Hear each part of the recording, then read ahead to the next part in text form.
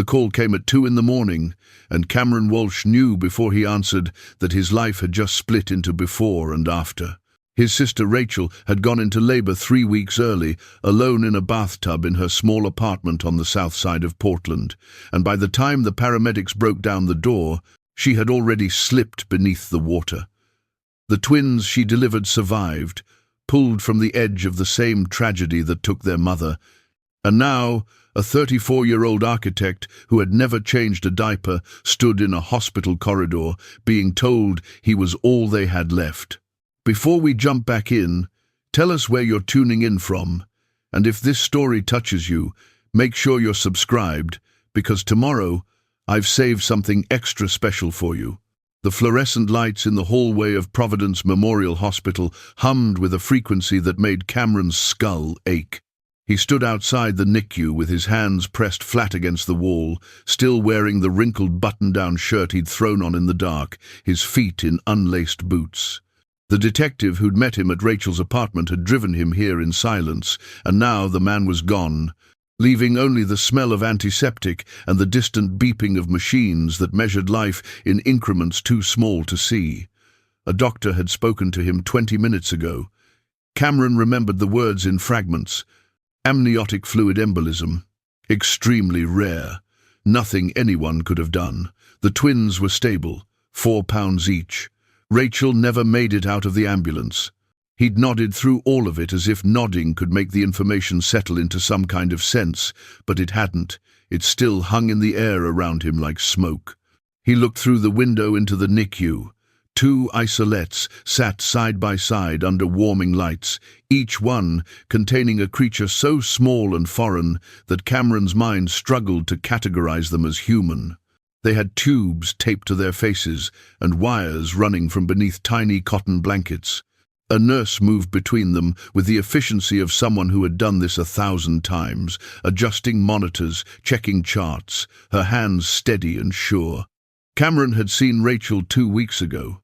She'd been huge and uncomfortable, sitting on his couch with her feet propped on a stack of design books, complaining about her back and laughing at a terrible movie they'd found on cable. She'd told him she was scared but ready, that she'd signed up for every parenting class the hospital offered, that the father, a guy named Derek who disappeared the moment she mentioned pregnancy, didn't matter because she was going to be enough on her own. "I've got this, Cam," she'd said, grinning at him with the same crooked smile she'd had since she was 7. "You're off the hook. Just be the fun uncle who buys them loud toys and teaches them bad habits." Now there was no Rachel. There was only Cameron and 2 infants who weighed less than his laptop bag. A woman's voice cut through the static in his head. "Mr. Walsh," he turned. A woman stood a few feet away, holding a tablet against her chest. She was maybe 40, with dark hair pulled back in a practical ponytail, and the kind of face that suggested she'd learned to keep her expressions neutral a long time ago. She wore scrubs patterned with tiny cartoon elephants, and her ID badge read Joanna Marks, MSW. "I'm the social worker assigned to your niece and nephew," she said.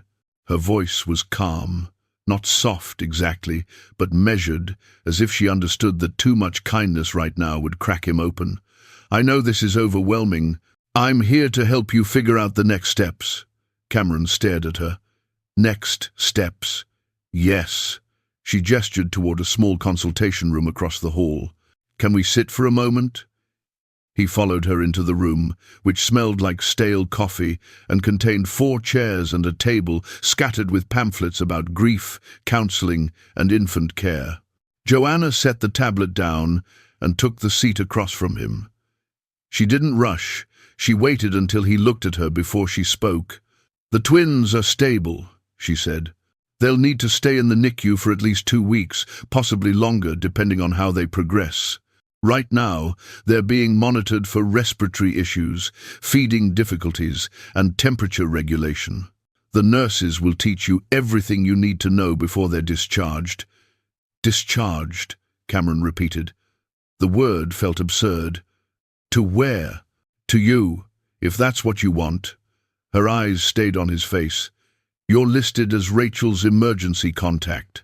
According to the paperwork she filled out during her prenatal visits, she named you as the guardian in case anything happened to her. Did you know that? He hadn't. Rachel had never mentioned it. But of course she had. Who else was there? Their parents had died in a car accident when Cameron was 19 and Rachel was 16. There were no aunts or uncles, no cousins close enough to matter. It had been the two of them for 15 years, navigating adulthood together, and now it was just him. "I don't know anything about babies," Cameron said. His voice sounded far away. "Most people don't," Joanna replied. "Not at first. But you'll learn. The hospital offers resources. We have classes, support groups, visiting nurses who can come to your home.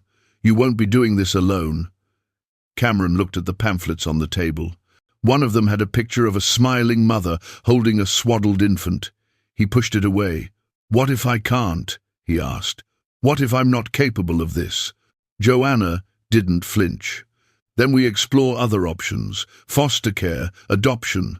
But those processes take time, and they're hard on infants, especially ones who are medically fragile right now. The best thing for them is stability, and you're the closest thing to family they have." The weight of it pressed against his chest like a hand. He thought about his life, the one he'd built carefully over the past. A decade. He had a good job at a firm downtown, designing office buildings and luxury apartments.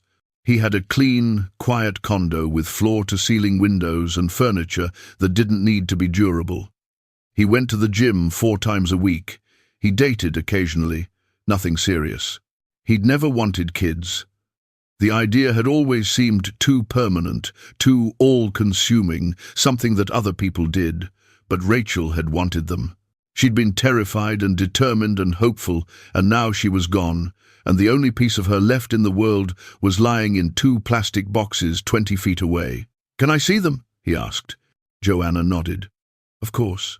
She led him back into the NICU, stopping at a sink where she showed him how to scrub his hands and forearms for 2 full minutes. The nurse from before, a younger woman with bright red hair and freckles across her nose, looked up when they approached the isolettes. "This is Cameron Walsh," Joanna said. "The twins' uncle." The nurse's expression softened. "I'm Kelly. I've been with them since they came in. They're fighters, these two." Cameron stepped closer. The isolettes were transparent, and he could see the babies clearly now. The one on the left had a dusting of dark hair and a scrunched face that made her look perpetually annoyed. The one on the right was smaller, bolder, with skin so pale it seemed translucent. Both of them had Rachel's nose, the same small upturned shape she'd hated in high school. "Can I touch them?" he asked. "Absolutely," Kelly said. She opened the porthole on the side of the first isolette. "This is baby girl A. She's the bigger one, 4 pounds, 6 ounces. You can put your hand on her chest, nice and gentle. She likes the pressure. It helps her feel secure." Cameron slid his hand through the opening. His palm covered the baby's entire torso. She was warm, warmer than he expected, and he could feel the rapid flutter of her heartbeat against his skin. She stirred slightly, her mouth opening in a silent yawn, and something in Cameron's chest tightened. "And this is baby girl B," Kelly said, gesturing to the second isolette. 4 pounds, 2 ounces. She's quieter, but just as strong. Cameron moved his other hand into the second isolette, resting it on the smaller baby's chest. She didn't move, but he felt the same fragile heartbeat, the same impossible warmth. They were so small, so breakable. He couldn't imagine how anything this delicate could survive. "They don't have names yet," Joanna said quietly. Cameron shook his head. "Rachel never told me. I don't think she'd decided." "You'll have time," Joanna said. "There's no rush." But there was. There was a birth certificate to fill out, paperwork to file, a life to build from nothing. Cameron looked at the 2 tiny faces and felt the ground shift beneath him. He'd spent his entire adult life trying to stay unattached, to keep things manageable and controlled, and now he was standing in a hospital room with his hands on 2 human beings, who depended on him for everything. "I don't know if I can do this," he said again, quieter this time. Kelly stepped beside him.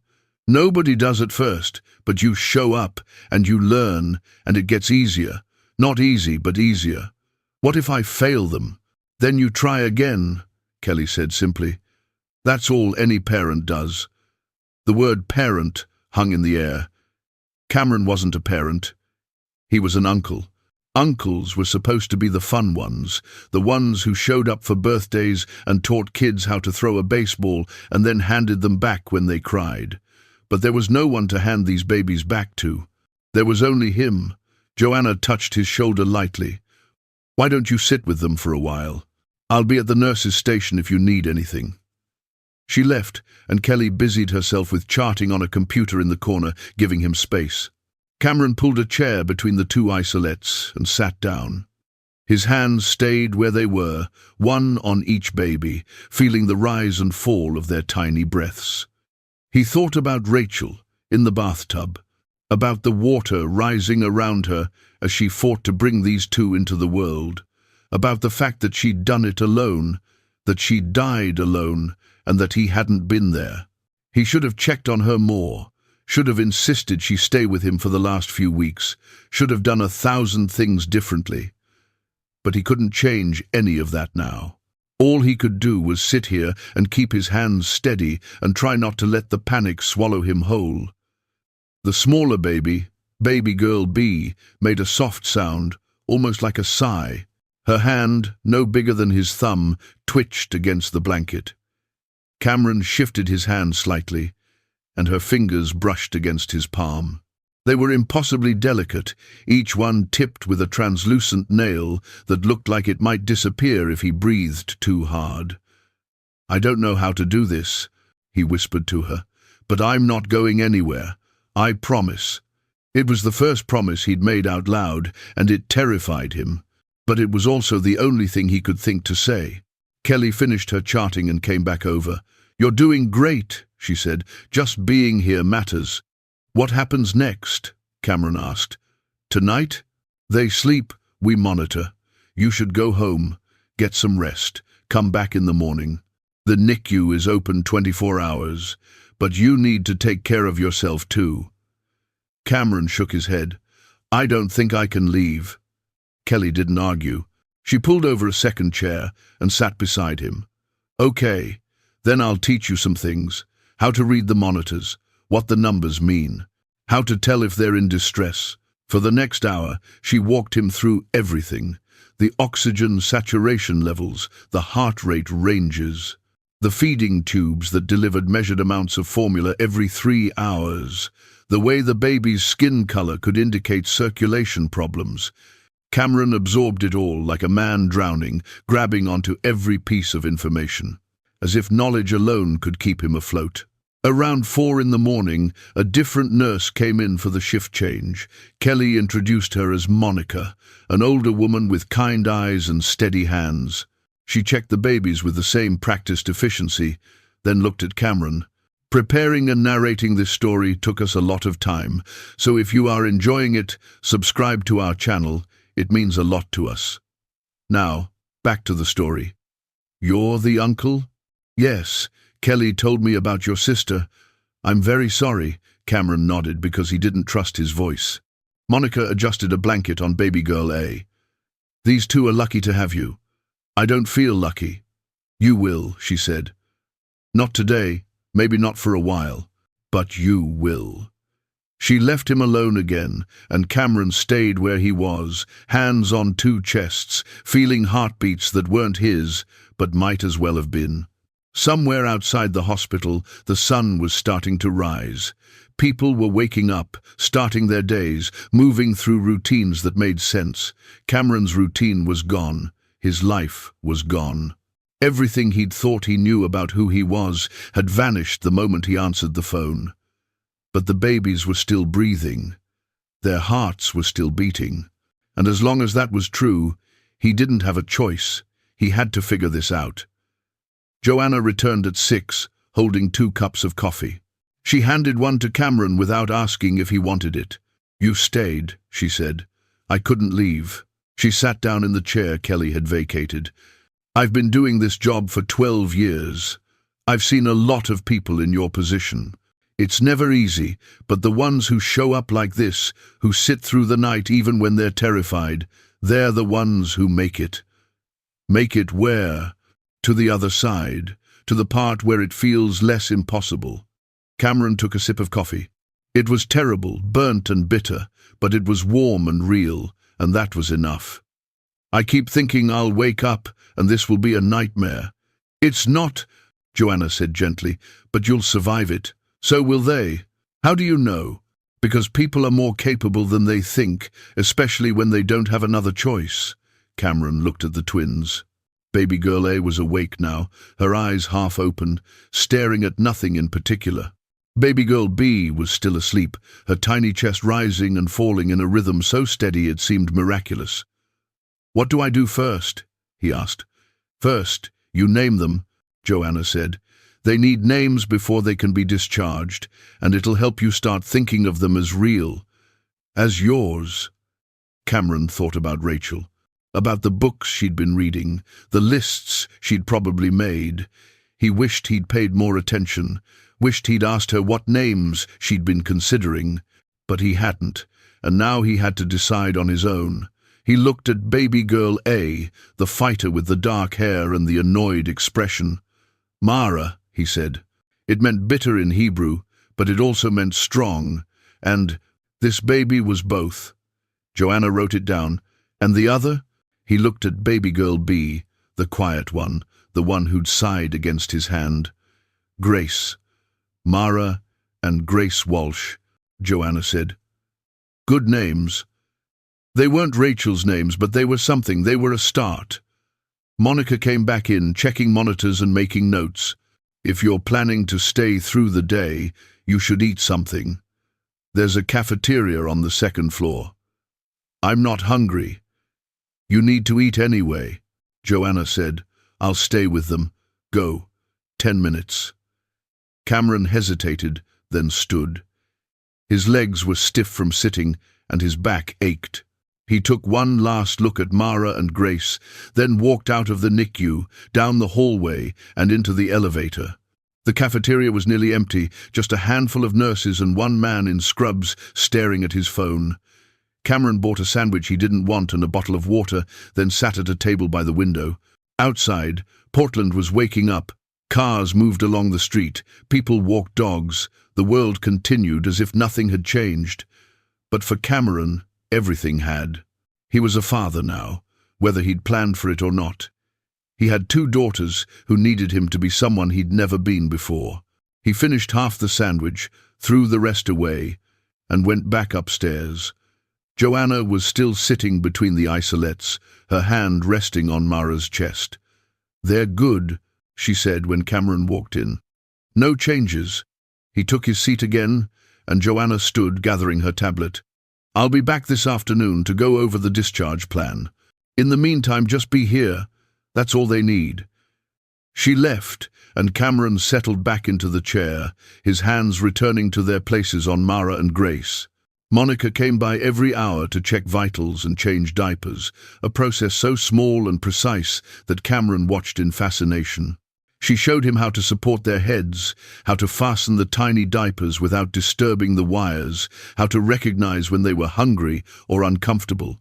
You'll get the hang of it, she said. Babies are tougher than they look. Cameron wasn't sure he believed her, but he nodded anyway. By midday, more nurses cycled through. Each one introduced themselves, checked the babies, and offered some small piece of advice or encouragement. Cameron realized this was their strategy, to surround him with enough support that he couldn't collapse under the weight of it all. It was working. Barely. At 2 o'clock, Joanna returned with a folder full of papers. She sat down and walked him through everything. Medical release forms, custody paperwork, financial assistance programs, home safety checklists. The list was endless, each item another reminder of how unprepared he was. Do you have a place for them? Joanna asked. Cameron thought about his condo. 1 bedroom, hardwood floors, no baby supplies, no room for 2 cribs. I'll need to move. You have a few weeks to figure that out. In the meantime, we can connect you with organizations that donate cribs, car seats, clothes. You don't have to buy everything new. I want to, Cameron said.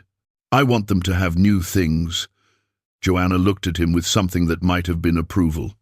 Okay, then we'll make a list. They spent the next hour planning. Cameron agreed to take parenting classes starting the following week. He signed up for a home visit from a nurse who would help him set up a safe sleep environment. He accepted information about support groups for single parents and bereaved families. Every signature felt like another step away from his old life and into this strange new one. When Joanna finally left, Cameron was alone with Mara and Grace again. The NICU had grown quieter, just a few nurses murmuring at their stations, the hum of machines the only constant sound. Cameron leaned back in his chair and closed his eyes for a moment, letting the exhaustion wash over him. His phone buzzed. He pulled it out and saw a dozen messages from colleagues and friends who'd heard the news. He didn't have the energy to respond. Instead, he opened his photos and scrolled until he found one of Rachel from last Christmas. She was wearing a ridiculous sweater with a reindeer on it, holding a glass of wine, laughing at something he'd said. She looked so alive. "I'm going to try," he said to Rachel, "to the empty air. I don't know if I'll be any good at this, but I'm going to try." Mara stirred in her isolette, her tiny hand opening and closing like she was reaching for something. Cameron slipped his finger into her palm, and her hand closed around it with surprising strength. Grace remained still, sleeping peacefully, her face serene. The sun moved across the sky, and Cameron stayed where he was, anchored by two impossibly small hands and a promise he had no choice but to keep. 17 days after the twins were born, Cameron drove them home in a borrowed SUV with two rear-facing car seats that had taken him 40 minutes to install correctly. The discharge nurse had checked his work 3 times before signing off, and even then, Cameron felt like he was transporting explosives. Every bump in the road made his shoulders tense. Every brake felt too sudden. By the time he pulled into the parking garage of his building, his hands were cramping from gripping the steering wheel. He sat in the driver's seat for a full minute after turning off the engine, listening to the silence. Mara was asleep in her seat, her head tilted to one side, a pacifier bobbing gently in her mouth. Grace was awake, staring at the fabric sunshade with an expression of vague suspicion. Neither of them was crying, which felt like a minor miracle. Cameron got out and opened the back door, staring at the car seats as if they might offer instructions. The discharge packet had included a diagram for proper carrying technique, but seeing it on paper and actually executing it with a living baby were different things entirely. He unbuckled Mara first, sliding one hand behind her head and the other under her bottom, lifting her out in one careful motion. She stayed asleep, her weight settling against his chest like a warm loaf of bread. He managed to get both of them inside, one in each arm, and kicked the door shut behind him. His condo looked exactly as he'd left it 3 weeks ago, except for the corner of the living room that now resembled a disaster relief station. 2 cribs stood side by side, assembled by his co-worker Daniel, who'd insisted on helping despite Cameron's protests. A changing table occupied the space where his reading chair used to be. Boxes of diapers were stacked against the wall like sandbags. The kitchen counter held bottles, formula, sterilizing equipment, and a binder full of feeding schedules that the NICU nurses had prepared. Cameron stood in the doorway, holding 2 sleeping infants, and felt the full weight of his new reality settle over him. This was it. No more nurses to call when something went wrong. No more monitors to tell him if the babies were breathing. Just him, alone, responsible for keeping 2 human beings alive. He laid Mara in one crib and Grace in the other, moving with the exaggerated caution of someone defusing a bomb. Both girls stayed asleep. Cameron backed away slowly, watching them for any sign of distress, then retreated to the kitchen. His phone buzzed with a text from Joanna, the social worker. "How's the first hour going?" Cameron typed back, "They're asleep, I'm terrified." Her response came immediately, "Normal. Call if you need anything. You've got this." He didn't feel like he had anything, but he appreciated the lie. The first feeding was due in 90 minutes. Cameron used the time to unpack the hospital bag and organize the supplies with the kind of manic focus he usually reserved for project deadlines. Every bottle went in the cabinet in order of size. Every piece of clothing was folded and stacked by type. He needed systems. Systems were manageable. Chaos was not. When Mara started crying at exactly 3 o'clock, Cameron's heart rate spiked like he'd heard a fire alarm. He picked her up, checked her diaper, found it clean, and moved to the kitchen to prepare a bottle. His hands shook as he measured the formula, added the water, screwed on the nipple. The NICU nurses had made this look effortless. For Cameron, it felt like performing surgery. Mara latched onto the bottle immediately, her tiny hands coming up to grip his fingers. Cameron sat on the couch, supporting her head the way Monica had shown him, and watched her eat. She was so focused, so determined, her whole body committed to the simple act of feeding. It was the first time he'd fed her without a nurse standing nearby, and the responsibility of it made his chest tight. Grace woke up 10 minutes later, and Cameron found himself doing a kind of awkward juggling act, holding Mara's bottle with one hand while preparing Grace's with the other. By the time both babies were fed, burped, and settled again, an hour had passed. Cameron collapsed on the couch, smelling like spit-up and formula, wondering how people did this with less help. His phone rang. He considered ignoring it, then saw his boss's name and answered, "Cameron, how are you holding up?" Patricia's voice was warm but professional, the tone of someone who cared but also had deadlines to consider. "I'm managing," Cameron said, which was technically true. "Listen, I want you to take all the time you need. We're covering your projects. But I also wanted to check in about the long-term plan. Are you thinking you'll be back in a few weeks, or are we looking at something more extended?" Cameron looked at the cribs. "I don't know. I haven't figured that part out yet. Of course, no pressure. We just need to know for staffing purposes. And Cameron, if you decide this isn't something you can manage and you need to make other arrangements, no one would judge you for that. This is an impossible situation." The words hit harder than Patricia probably intended. Other arrangements. As if Mara and Grace were a project he could delegate. As if there were someone else waiting in the wings to take over. "I'll let you know," Cameron said, keeping his voice even. "Take care of yourself," Patricia said, and hung up. Cameron set the phone down and stared at the ceiling. Other arrangements. The phrase rattled around in his head like a marble in a jar. Joanna had mentioned foster care during one of their conversations at the hospital. Temporary placement, while he figured things out. No one would blame him. He hadn't asked for this. He hadn't prepared for this. He was barely managing to keep himself together, let alone 2 infants who needed him for everything.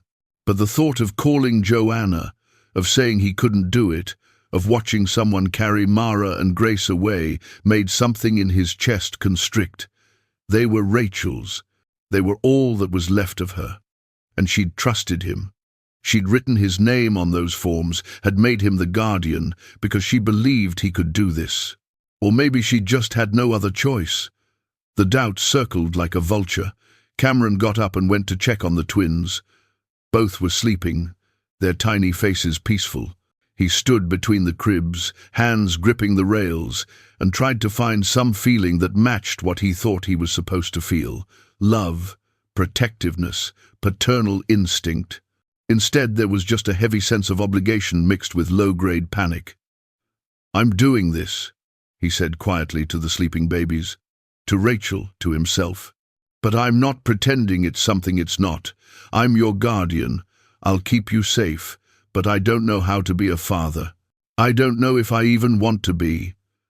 The words felt like a confession and a boundary all at once.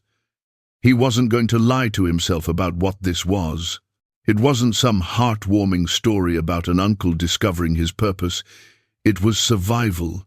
It was an obligation. It was showing up every day because there was literally no one else. That would have to be enough. The next morning, Cameron's neighbor knocked on the door. Mrs. Chen was 72, lived across the hall, and had been watering his plants while he was at the hospital. She held a covered dish and a bag of what looked like baby clothes. "I heard," she said simply, "about your sister. I'm very sorry." "Thank you," Cameron said, taking the dish. It was still warm. "You have twins now?" "Yes, Mara and Grace." Mrs. Chen's face softened. "Twins are hard. My daughter had twins. Very hard. You need help?" Cameron's instinct was to say no, to insist he was fine, to maintain the illusion of control. But Mrs. Chen was looking at him with the kind of knowing expression that suggested she could see right through the lie. "I don't know what I need," he admitted. "You need sleep," she said. "And someone to watch them for 1 hour so you can shower and eat real food." "I can do that." "I can't ask you to. You didn't ask. I offered. Tomorrow morning, 8 o'clock. I come over, you shower, then we see."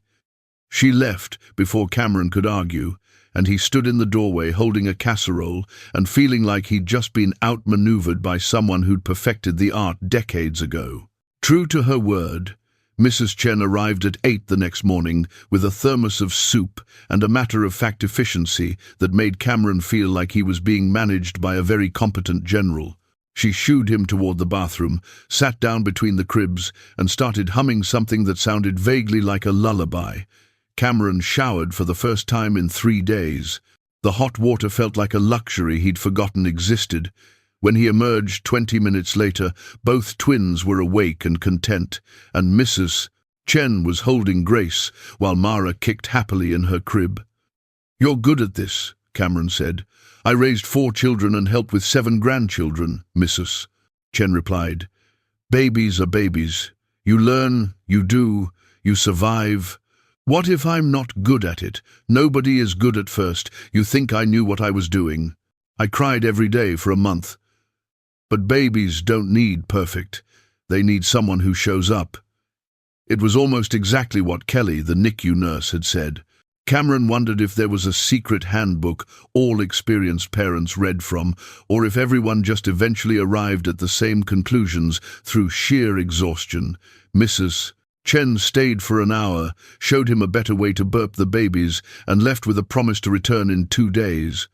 Cameron didn't argue this time. Pride was a luxury he couldn't afford.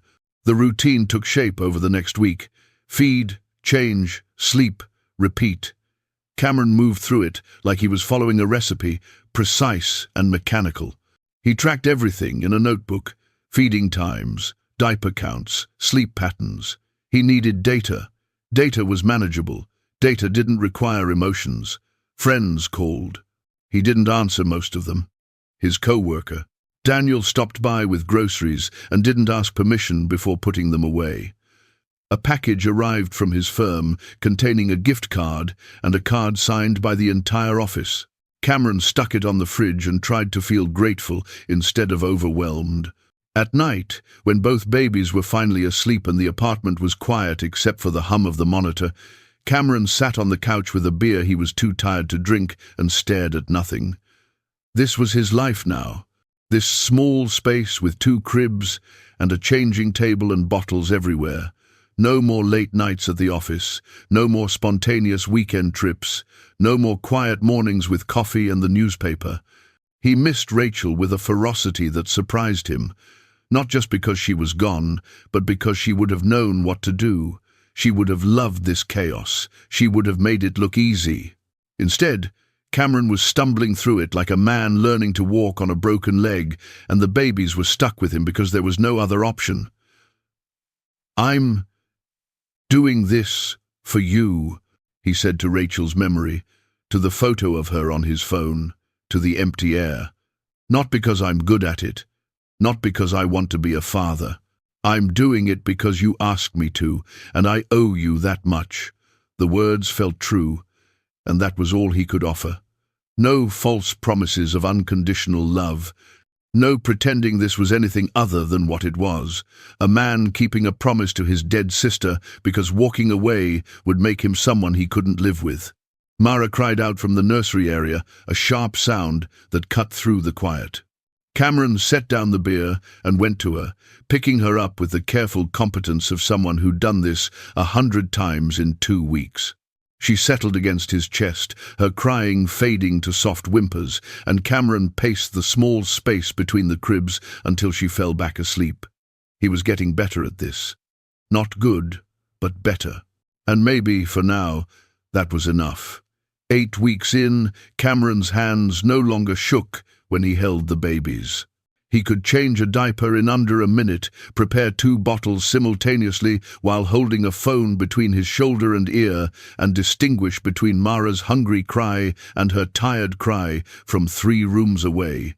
These skills had arrived without announcement, layered on through repetition until they became muscle memory. He didn't feel like a natural, but he'd stopped feeling like an imposter. The alarm went off at 5:30 every morning, and Cameron was usually already awake. His body had recalibrated to the twins' schedule, some primitive part of his brain now attuned to every sound from the nursery corner. He'd roll out of bed, shuffle to the kitchen in the dark, and start the bottle warmer before Mara's first cry. By the time she stirred, breakfast was ready.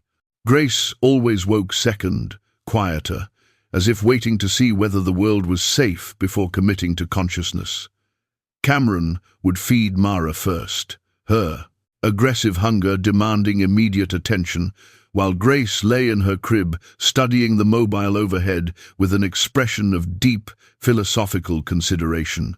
Once Mara was satisfied and drowsy, he'd lift Grace out, settle her against his chest, and feed her in the growing morning light.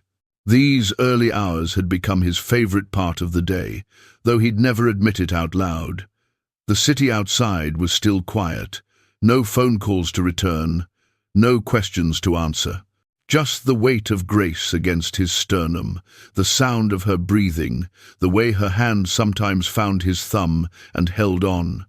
He'd started noticing things. Mara had a cowlick on the left side of her head that made her hair stick up no matter how much he tried to smooth it down. Grace had a birthmark on her ankle, shaped like a comma. Mara slept on her back, with her arms flung wide like she was trying to take up as much space as possible. Grace curled into herself, one fist pressed against her cheek. Their personalities were already distinct, even at 2 months old, and Cameron catalogued these details the way he used to document architectural features on site visits. The condo had transformed in increments so gradual, Cameron barely noticed until one morning he realized there wasn't a single surface that didn't have something baby-related on it. Burp cloths draped over chair backs, a bouncy seat occupied the space where his coffee table used to be. The kitchen counter held a drying rack for bottles that never seemed to empty. His bedroom had become a staging area for clean laundry he never had time to put away. He'd stopped caring about the mess around week 5, which felt like a personal failure and a strange liberation at the same time. The architect who'd once reorganized his sock drawer by color now stepped over piles of baby blankets without a second thought. Priorities had shifted. Keeping the babies alive and healthy ranked above maintaining aesthetic order. Mrs. Chen continued to appear 3 mornings a week like clockwork, never asking if Cameron needed help, simply arriving with soup or dumplings and taking over for an hour while he showered, answered emails, or sometimes just sat in silence drinking coffee that was still hot.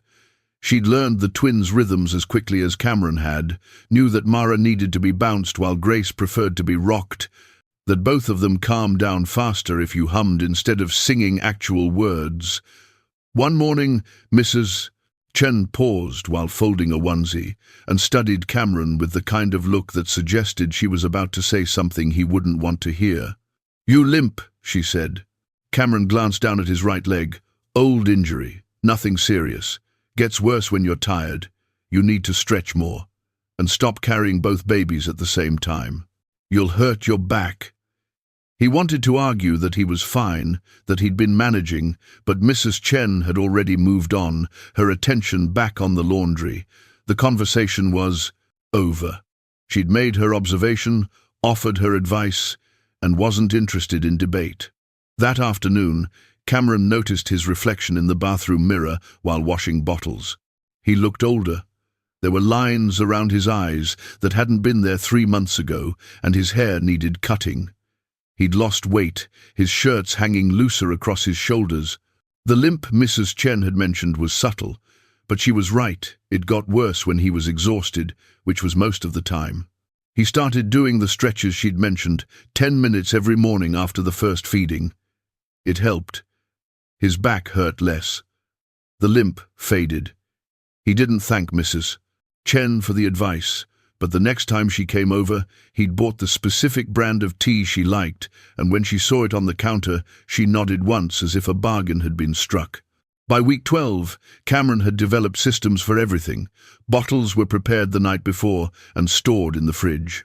Diaper supplies were staged in 3 locations around the condo, so he never had to walk more than 5 feet to find what he needed. He'd learned to do laundry in small loads throughout the day, instead of letting it pile up. The twins' sleep schedule had stabilized enough that he could predict when he'd have 20 minutes to himself, and he used that time ruthlessly, responding to work emails, ordering groceries, sometimes just staring at the wall and breathing. His firm had been patient, allowing him to work remotely on a reduced schedule. Patricia called every 2 weeks to check in, and Cameron could hear the unspoken question behind her professional concern: when was he coming back for real?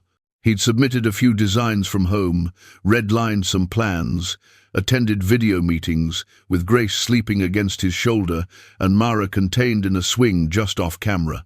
It was manageable but not sustainable, and they both knew it.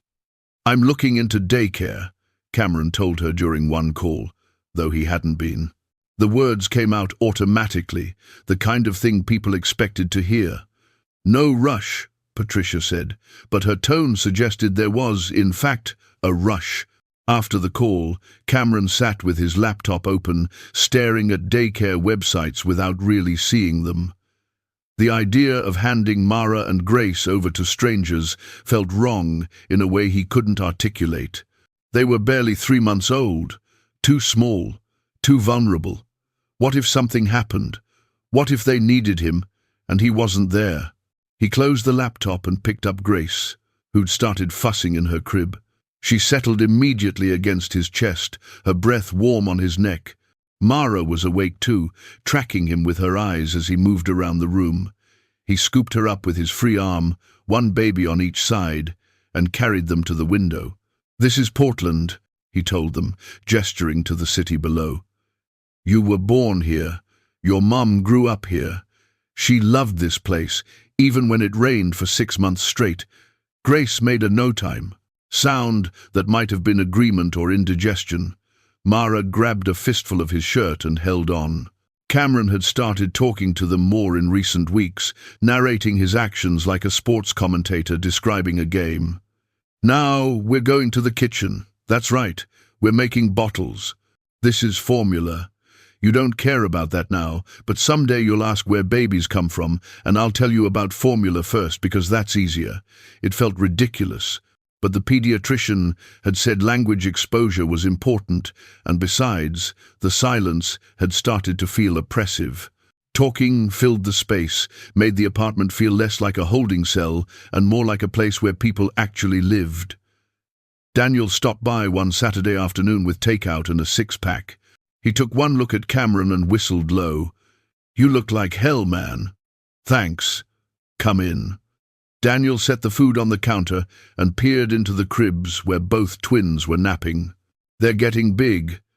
10 pounds each now. Grace just hit it last week. You keeping track of all that?" "I have a chart." Cameron pulled out his phone and showed Daniel the app he'd been using to log every feeding, every diaper change, every milestone. The data was color-coded and graphed. Daniel laughed. "Of course you do. You're the only person I know who'd turn parenting into a spreadsheet. It helps me stay organized." "It helps you stay sane," Daniel corrected. He opened 2 beers and handed one to Cameron. "How are you really doing?" Cameron took a long drink before answering. "I'm functional."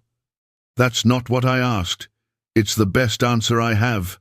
They ate in relative silence, the kind of comfortable quiet that came from years of friendship. Daniel had worked with Cameron since their first jobs out of grad school, had been at Rachel's funeral, had shown up at the hospital without being asked. He was one of the few people Cameron trusted not to offer unsolicited advice or judge him for not having everything figured out. "You need to get out of this place," Daniel said eventually. "Take them to the park or something. You're going to go crazy staring at these walls. They're too young for the park. They're not too young for fresh air. Come on, I'll drive." 20 minutes later, Cameron was sitting on a bench at Laurelhurst Park with a stroller he barely knew how to operate while Daniel fed ducks at the pond.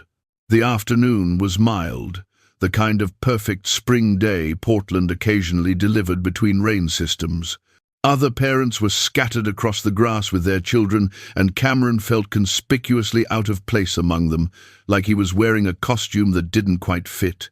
A woman with a toddler on her hip stopped near the bench. "Twins?" "Yes." "How old?" "3 months," she smiled, in a way that suggested she knew exactly how exhausting that was. "It gets easier. I know everyone says that and it doesn't help, but it's true. Around 6 months, something clicks." Cameron nodded, not trusting himself to say anything that wouldn't sound bitter or desperate. "Are you here alone?" she asked. "Friends at the pond. I meant, are you doing this alone? No partner?" "It's just me." Her expression softened. "That's hard. There's a single parents group that meets at the community center Thursday nights, if you ever want to talk to people who get it." She handed him a flyer and walked away before he could refuse. Cameron looked at it briefly, then folded it into his pocket, knowing he'd never go but appreciating the gesture anyway. Daniel returned with wet shoes and a grin. Ducks are aggressive, who knew? Most people. They stayed another hour, until Grace started fussing, and Mara's pacifier wasn't enough to keep her content. The drive home was quiet, both babies sleeping in their car seats, and Cameron felt something close to peace. Daniel had been right. Getting out had helped. The world was still there, still turning, still full of people living their lives. Cameron's life had narrowed to a condo and 2 cribs, but it didn't have to stay that way forever. That night, after both babies were asleep, and the dishes were done, and the bottles were ready for the next day, Cameron pulled out his laptop. He opened the file where he'd been keeping notes about Rachel, things he wanted to remember to tell the twins when they were old enough to ask. He'd started it in the hospital and added to it sporadically, a sentence here and there when a memory surfaced. "Your mom was terrible at parallel parking. She once spent 20 minutes trying to fit into a space that was clearly too small and refused to give up out of principle. She loved horror movies, but had to watch them with all the lights on. She made the best chocolate chip cookies I've ever had. I don't have the recipe. I should have asked for it. She wanted you so much. She was terrified, but she wanted you." Cameron stared at the last line for a long time. Then he added another. "I didn't want to be your father. I still don't know if I am one. But I'm here, and I'm not going anywhere. That's going to have to count for something." He closed the laptop and went to check on the twins one last time before bed. They were both sleeping peacefully, Mara with her arms spread wide, Grace curled tight. Cameron stood between the cribs with his hands on the rails, the same position he'd found himself in dozens of times over the past 3 months. "I'm figuring this out," he whispered. "I don't know what I'm doing, but I'm figuring it out." It wasn't a declaration of love or a promise of perfection. It was just the truth. And for now, that felt like enough. The next morning, Mrs. Chen arrived to find Cameron had already started laundry and had both babies fed and changed. She nodded her approval, said nothing, and proceeded to reorganize his diaper station with the kind of efficiency that suggested his previous system had been merely adequate. Cameron watched her work and realized he was learning from her the way he'd learned from the NICU nurses, through observation, through repetition, through absorbing small pieces of knowledge that accumulated into competence. She never explained why she did things a certain way. She just did them, and he paid attention, and gradually his own methods improved. By the time she left, the condo was more organized than it had been in weeks. Cameron sat on the floor between the cribs, both babies on a blanket doing tummy time while he answered emails. This was his life now. This strange hybrid of caretaker and professional, uncle and guardian man, and something else he didn't have a word for yet. Grace lifted her head, wobbling with the effort, and made eye contact with him. Her face split into something that might have been a smile or might have been gas, but Cameron smiled back anyway. "Good job," he said. "You're getting strong." Mara, not to be outdone, lifted her head higher and held it there for 3 full seconds before face-planting into the blanket with an expression of outrage. Cameron laughed. It surprised him, the sound of it, how genuine it felt. He couldn't remember the last time he'd laughed, not since before Rachel died, and the fact that it had happened now, in this moment, watching Mara's indignant expression, felt like a small miracle. He reached over and rubbed her back. "You're fine. Try again." And she did. Both of them did. They kept trying, kept lifting their heads, kept getting stronger, day by day, while Cameron watched and learned and slowly built a life that looked nothing like the one he'd planned, but was somehow becoming his anyway. At 5 months, Mara and Grace had outgrown the infant car seats, which meant Cameron needed new ones. He stood in the baby section of a big box store on a Tuesday afternoon, surrounded by a bewildering array of options labeled with terms like convertible and all-in-one and side impact protection, while both twins sat in a shopping cart making sounds at each other that might have been conversation. A sales associate approached a woman in her 50s with a name tag that read, "Linda, finding everything okay?" "I need car seats," Cameron said. "They're 5 months. I don't know what I'm looking for." Linda's gaze moved from the twins to Cameron, then back again. "Your daughters?" The question carried weight Cameron had learned to recognize. "My nieces. I'm their guardian." "Oh." Linda's expression shifted into something that looked like pity mixed with curiosity. "Where's their mother? She passed away when they were born." "I'm so sorry." "And the father?" Cameron felt his jaw tighten. "Not in the picture." Linda nodded slowly, her eyes lingering on him with an assessment that felt clinical. "That's a lot for a single man to take on." "I manage." "I'm sure you do." Her tone suggested she thought otherwise. "Well, you'll want something sturdy. These two will be with you through several stages. Let me show you our most popular models."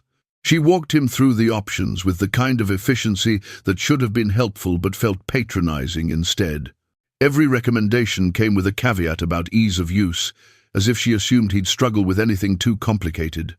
When Cameron chose a model based on safety ratings rather than convenience, Linda looked surprised.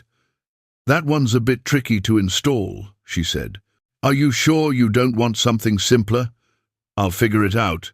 "Of course," she smiled, but it didn't reach her eyes. "Will anyone be helping you? A girlfriend, maybe?" "No." The word came out harder than he'd intended, and Linda took a small step back. Cameron paid for the car seats, loaded them into his cart alongside the twins, and left the store feeling like he'd failed some test he hadn't known he was taking. The looks had started around month 4, when Cameron began taking the twins out more regularly. People noticed a man alone with infant girls and made assumptions. Some were kind strangers who offered help or complimented him for stepping up. Others were less charitable. He'd caught the sideways glances, the whispered conversations between women at the pediatrician's office, the way some mothers at the park instinctively moved their children away when he sat down on a bench. At first, he'd told himself he was being paranoid. But then there was the incident at the grocery store when a woman had stopped him in the produce section and asked, loudly, where the baby's mother was and whether she knew he had them. Cameron had explained the situation while other shoppers pretended not to listen, and the woman had eventually apologized, but the damage was done. He was marked as suspicious simply for being male and present. The following week, Cameron brought the twins to a story time session at the library. He'd seen the flyer on the community board and thought it might be good for them to hear different voices, to be around other children. The session was held in a bright room with carpet squares and an enthusiastic librarian who read picture books with theatrical flair. Cameron sat in the back with Mara on his lap and Grace in a carrier against his chest. Around him, 24 mothers sat with their children, chatting easily with each other, part of some network he couldn't access. A few of them glanced his way, but quickly looked away when he met their eyes. After the reading ended, one of the mothers approached. She was around Cameron's age, dressed in yoga pants and a sweatshirt, hair pulled back in a messy ponytail. "I haven't seen you here before." "First time," Cameron said. "I'm Jennifer.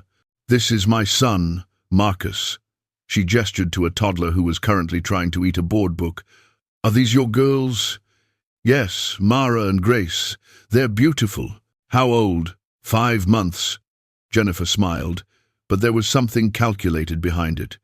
"Your wife must appreciate having a husband who's willing to bring them to library events.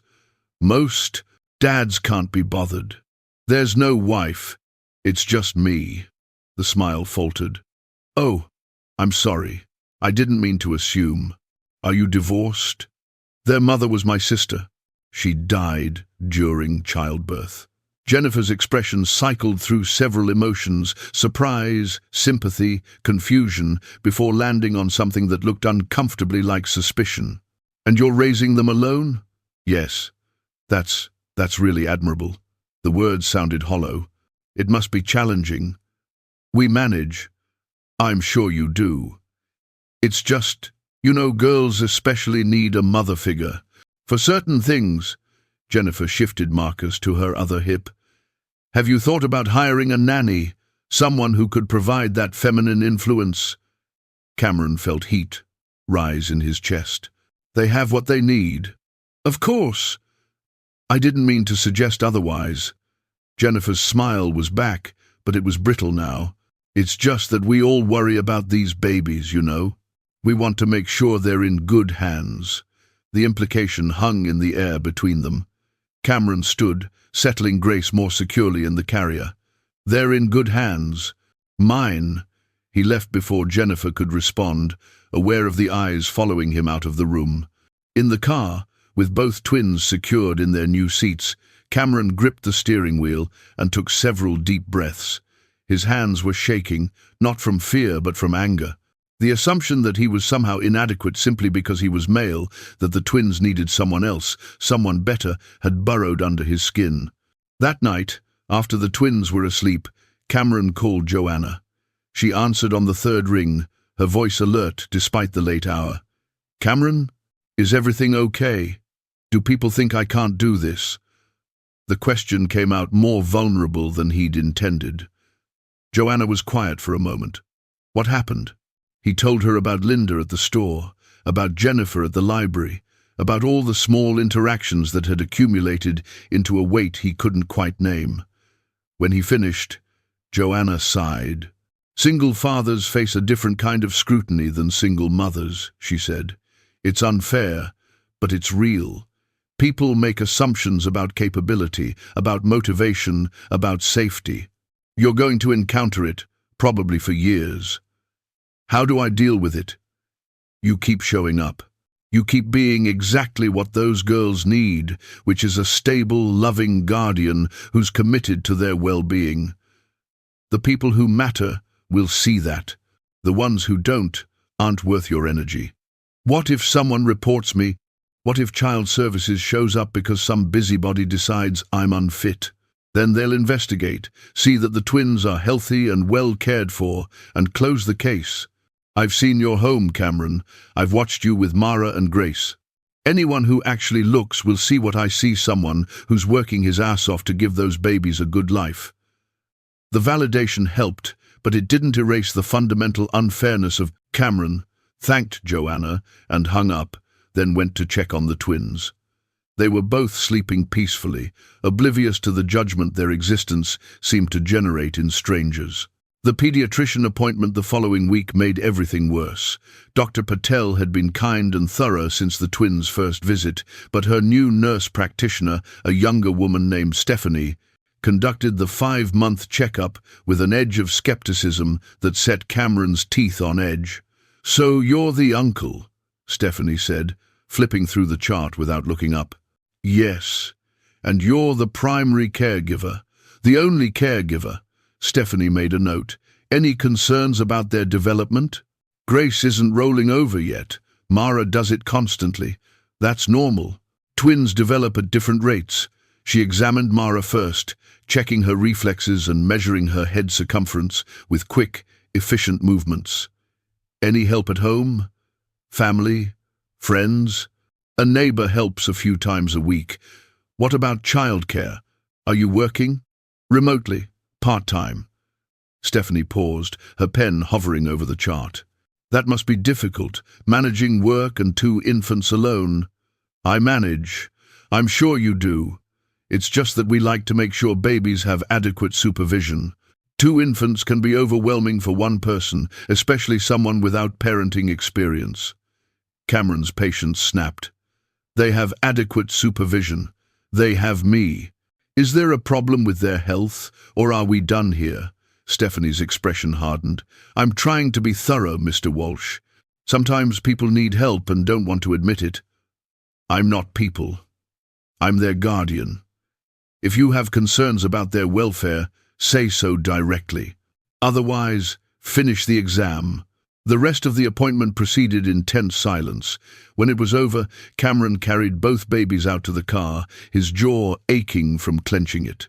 He sat in the driver's seat for 5 minutes, trying to calm down before starting the engine. The assumption that he needed help, that he was struggling, that he was somehow inadequate, had become a constant drone in the background of his life. He drove to Mrs. Chen's apartment and knocked on her door. She opened it, took one look at his face, and stepped aside to let him in. "Bad day?" she asked. "Everyone thinks I can't do this."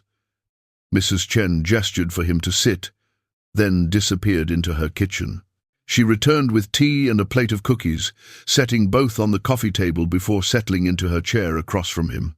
Mara and Grace were awake in their carriers, content to look around at the unfamiliar space. "People always think," Mrs. Chen said. "They think about everyone. Single mother, they say she's irresponsible. Single father, they say he's suspicious. Married couples say they're boring. People need to think about things. It makes them feel smart. It's not fair, no, but fair and real are different things." She sipped her tea, studying him. "You know, what you're doing wrong?" Cameron looked up, surprised. "What?" "You care too much what they think. You do a good job. Babies are healthy, clean, happy. You show up every day. That's all that matters. Rest is noise. The noise is loud, so be louder." She leaned forward, her gaze sharp. "You want people to see you're a good father? Then be a good father. Not perfect, not proving anything. Just be there. That's all babies need. That's all anyone needs." Cameron felt something in his chest loosen. Mrs. Chen's bluntness was oddly comforting, cutting through all the complicated emotions and reducing it to something simple. "Show up, be there, ignore the noise." "You're right," he said quietly. "I know." She pushed the cookies toward him. "Eat, you're too skinny. And bring babies to me more. They need to see different faces. I teach them Mandarin." Cameron almost smiled. "They're 5 months old. Good time to start." She picked up Mara, who immediately grabbed a fistful of her sweater and held on. "This one is strong. She'll be in trouble." "I know. Good trouble. The kind that changes things." Mrs. Chen looked at Cameron over Mara's head. "You are a good father, even if you don't want the name. Actions matter, not words, not what strangers think. Actions." Cameron stayed for another hour, drinking tea and watching Mrs. Chen interact with the twins with a natural ease that made it all look simple. When he finally left, the anger had faded, replaced by something steadier.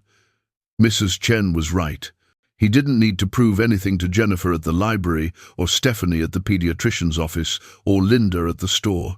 He needed to show up for Mara and Grace every single day and let that be enough. But the incident at the park 2 days later tested that resolve. Cameron had taken the twins to Laurelhurst again, this time on a Saturday when the weather was perfect and the place was crowded. He found a spot on the grass near the playground, spread out a blanket, and set both babies down for tummy time while he sat nearby with a book he had no intention of actually reading. A group of mothers set up close by, their children running between them in the chaotic way toddlers did. Cameron heard fragments of their conversation, school districts, potty training, piano lessons, and felt the familiar sense of being on the outside looking in. One of the women, a blonde in designer sunglasses, glanced over at him and then said something to her friends that made them all look his way. Cameron ignored it, focusing on Grace, who was making a valiant attempt to grab a leaf that was just out of reach. The blonde stood and walked over, her smile friendly but her eyes calculating. "Excuse me, are you here alone with those babies?"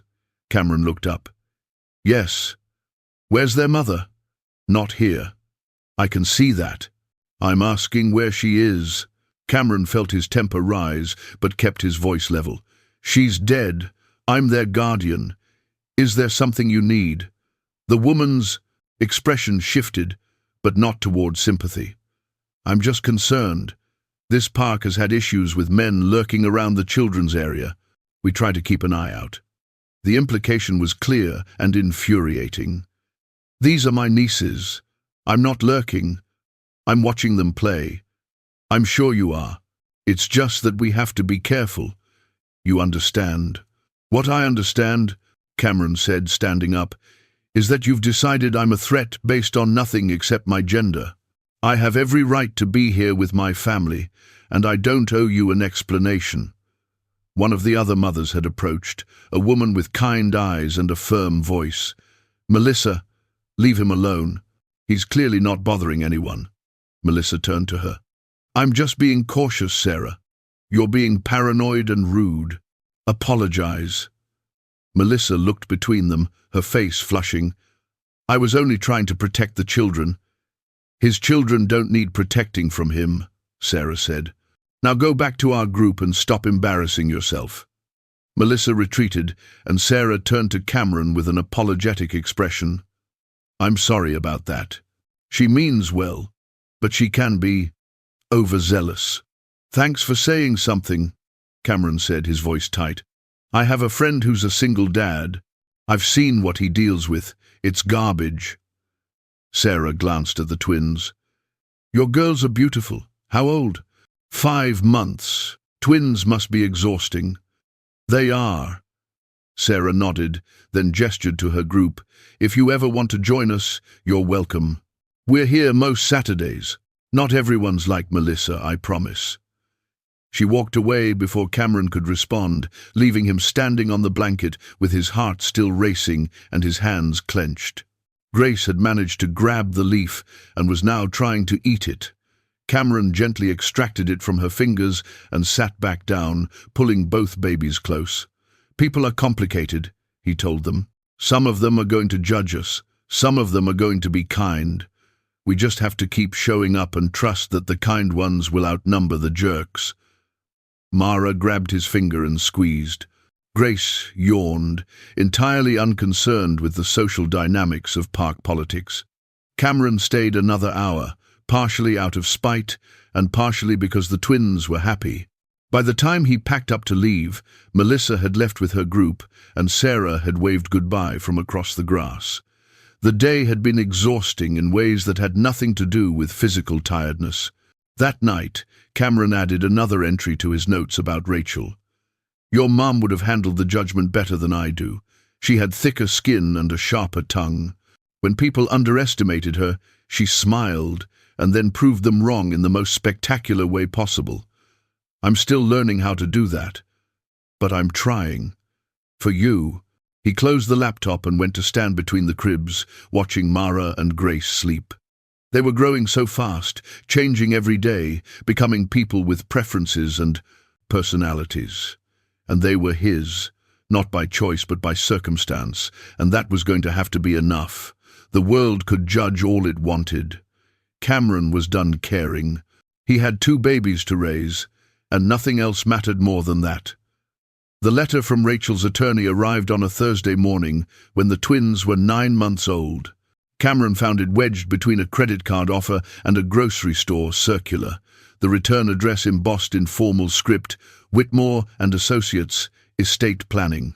He opened it standing at the kitchen counter, while Mara chewed on a teething ring, and Grace watched him with solemn eyes from her high chair. "Dear Mr. Walsh, per the instructions left by Miss Rachel Walsh, we are contacting you at the 9-month mark following her passing.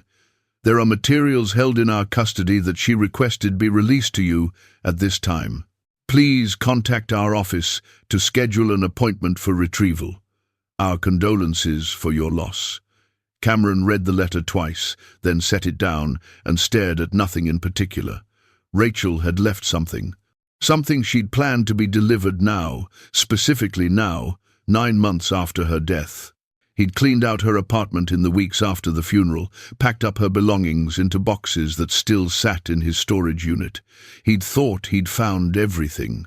He called the number on the letterhead during Mara and Grace's afternoon nap. A receptionist with a pleasant voice scheduled him for the following Monday, asked if he needed directions, and offered condolences that sounded scripted but sincere. Cameron hung up and spent the rest of the day distracted, running through possibilities in his mind while the twins played on their activity mat, oblivious to the fact that their mother was still orchestrating things from beyond the grave. Mrs. Chen arrived Monday morning without being asked, took one look at the twins and the diaper bag by the door, and shooed Cameron out. "Go. I have them. Take your time." The law office was downtown, occupying the 14th floor of a building Cameron had walked past 100 times without noticing. The elevator smelled like expensive cologne and anxiety. A secretary led him to a conference room where a man in his 60s, with silver hair and kind eyes, stood to shake his hand. "Mr. Walsh, I'm Thomas Whitmore. Thank you for coming in." He gestured to a cardboard file box sitting on the polished table. Rachel was very specific about her wishes regarding these materials. She wanted you to have them, but only after you'd had time to adjust to your new responsibilities.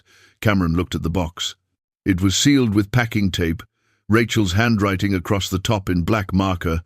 For Cameron, open after 9 months. "What is it?" Cameron asked. "I don't know the full contents." Rachel sealed it herself, but she left instructions for me to tell you that everything inside is meant to help you understand her choices and to give the girls what they need when they're older. Whitmore paused. "She also left this." He handed Cameron an envelope, unsealed, containing a single sheet of paper in Rachel's handwriting. Cameron's hands weren't entirely steady as he unfolded it. "Cam, if you're reading this, you've survived 9 months. That's longer than I lasted, so you're already doing better than me. I'm proud of you, even though I'm not there to say it. I know this wasn't what you wanted. I know you probably spent these months feeling overwhelmed and underprepared and maybe resentful. That's okay. You're allowed to feel all of it. But I also know you didn't walk away because you're reading this, which means the girls are with you. In the box are things I made for them. Letters for birthdays, videos for milestones, my journals from the pregnancy.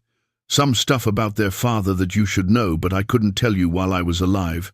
I need you to keep these things safe until they're old enough to understand. There's also something in there for you. Something I should have told you years ago but never found the right time. I'm sorry you're learning it like this. I'm sorry for a lot of things.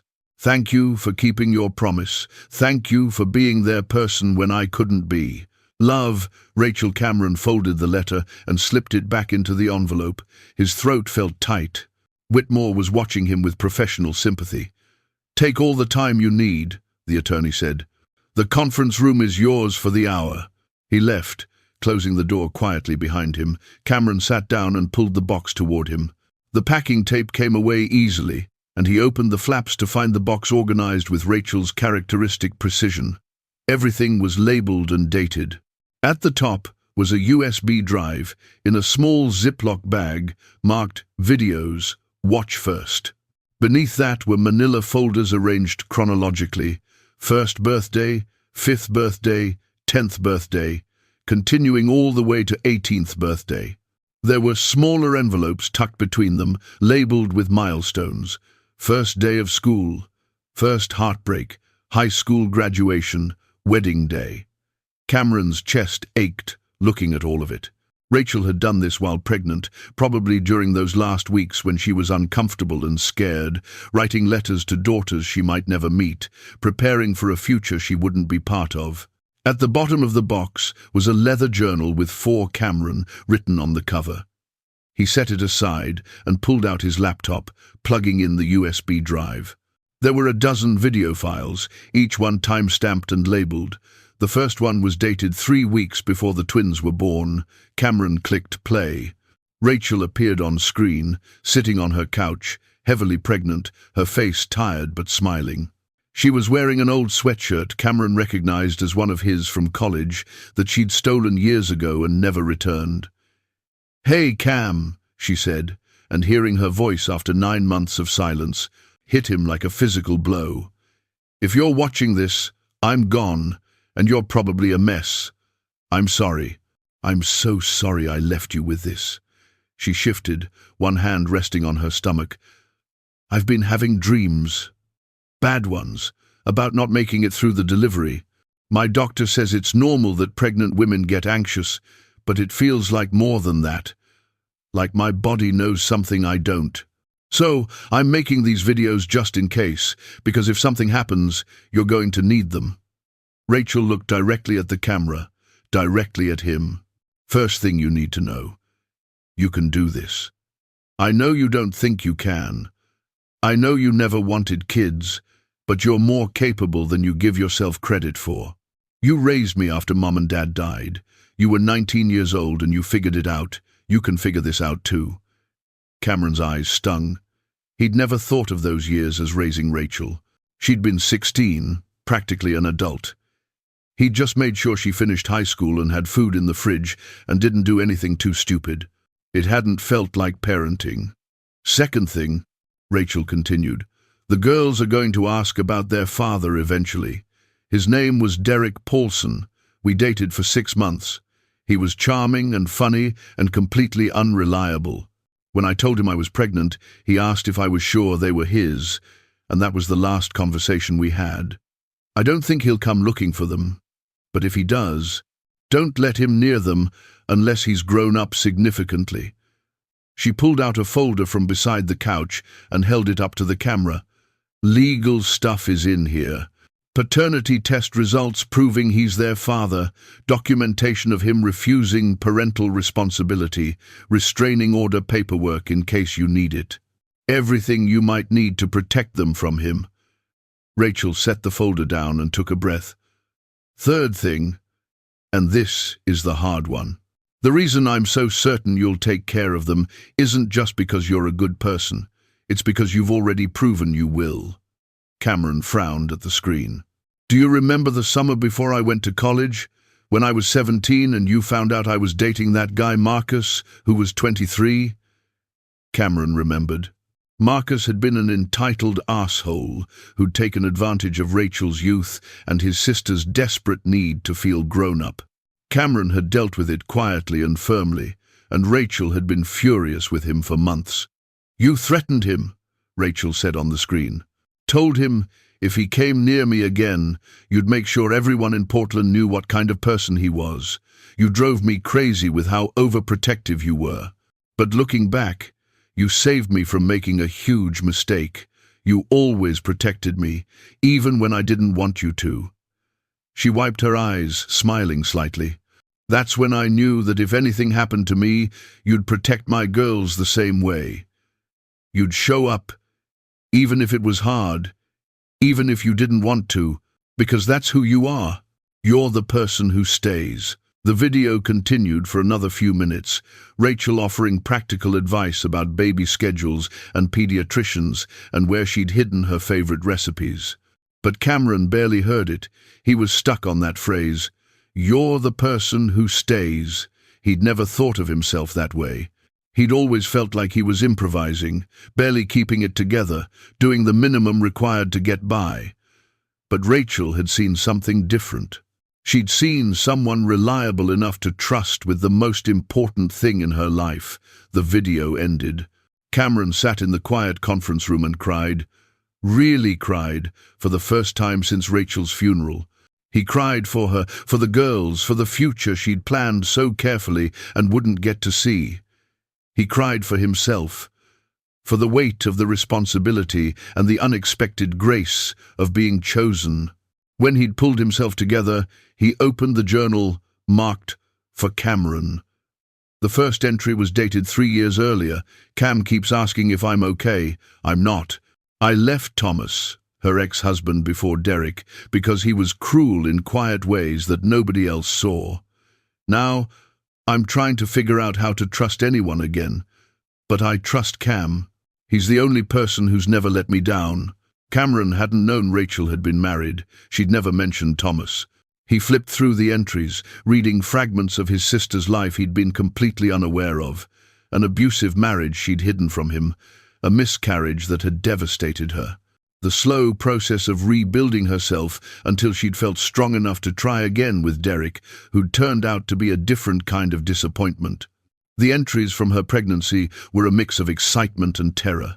She wrote about feeling the baby's kick, about picking out names, about the recurring dreams of drowning. On a page dated 1 week before she died, she'd written, "If I don't make it, Cam will think it's his fault for not checking on me more. He'll torture himself with what-ifs. I need him to know. This isn't anyone's fault. This is just what happens sometimes. Bad luck. Bad biology, whatever you want to call it. But the girls are luck. They're the best thing I've ever done, and Cam will make sure they know that. He'll tell them stories about me. He'll show them photos. He'll make me real for them, even though I'm gone. That's what he does. He makes broken things whole." Cameron closed the journal and sat with his hands pressed against his eyes. Rachel had understood him better than he understood himself. She'd seen past his detachment and his carefully constructed boundaries to something truer. He showed up. He stayed, and she'd trusted him with everything because of it. He packed the box carefully, thanked Whitmore, and drove home with Rachel's voice still echoing in his head. Mrs. Chen was on the floor with the twins when he walked in, all three of them engaged in some game that involved blocks and a plan. The surprising amount of laughter. "You okay?" Mrs. Chen asked, taking in his face. "Rachel left videos, letters, for the girls." Mrs. Chen nodded slowly. "Smart woman. She knew you'd need help. She knew a lot of things I didn't." Cameron set the box down and scooped up Grace, who immediately grabbed his ear. "She picked me on purpose. Not because there was no one else. Because she wanted me. Of course she did." Mrs. Chen stood brushing off her pants. "You're a good man, good uncle, good father, even if you won't say the word." She knew that. After Mrs.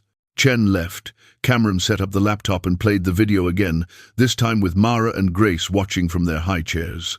They didn't understand what they were seeing, wouldn't for years, but Cameron wanted them to hear their mother's voice. Wanted some part of them to remember, even if it was buried deep. "That's your mom," he told them, as Rachel's face filled the screen.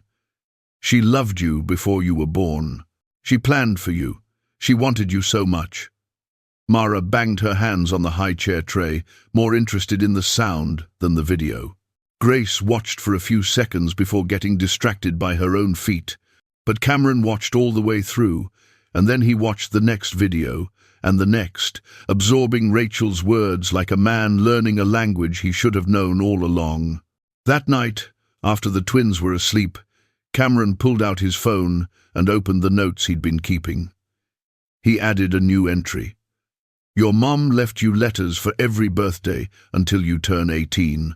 She left videos for milestones she knew she'd miss. She thought of everything because that's who she was, someone who planned ahead, who took care of people, who loved fiercely even when she was scared. She also left me a message. She said I was the person who stays. I didn't believe it then. I'm not sure I believe it now, but I'm here. I've been here every day for 9 months, and I'll be here for every day that comes after.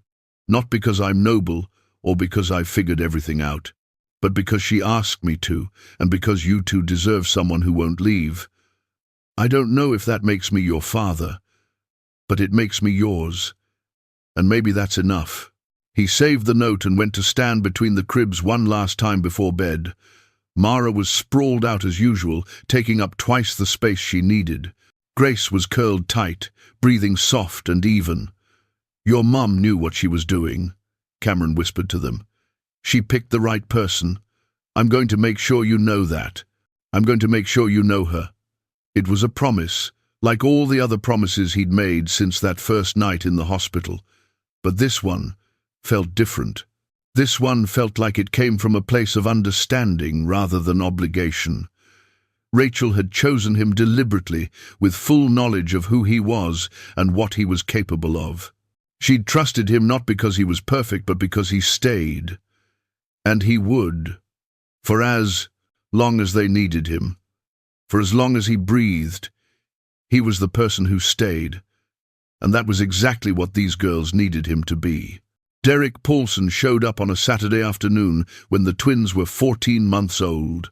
Cameron was in the kitchen making lunch while Mara and Grace played in the living room, both of them newly mobile and using that mobility to destroy everything within reach. The knock was polite, 3 measured taps that didn't match the chaos Cameron felt when he opened the door and saw a stranger who looked exactly like Grace. Same eyes, same nose, same slight build. The resemblance was so startling that Cameron's first thought was that he was looking at Grace's future. "Can I help you?" Cameron asked, keeping his body in the doorway. "Are you Cameron Walsh?" The man was well-dressed, clean-shaven, holding a leather folder that looked expensive. "Yes, I'm Derek Paulson."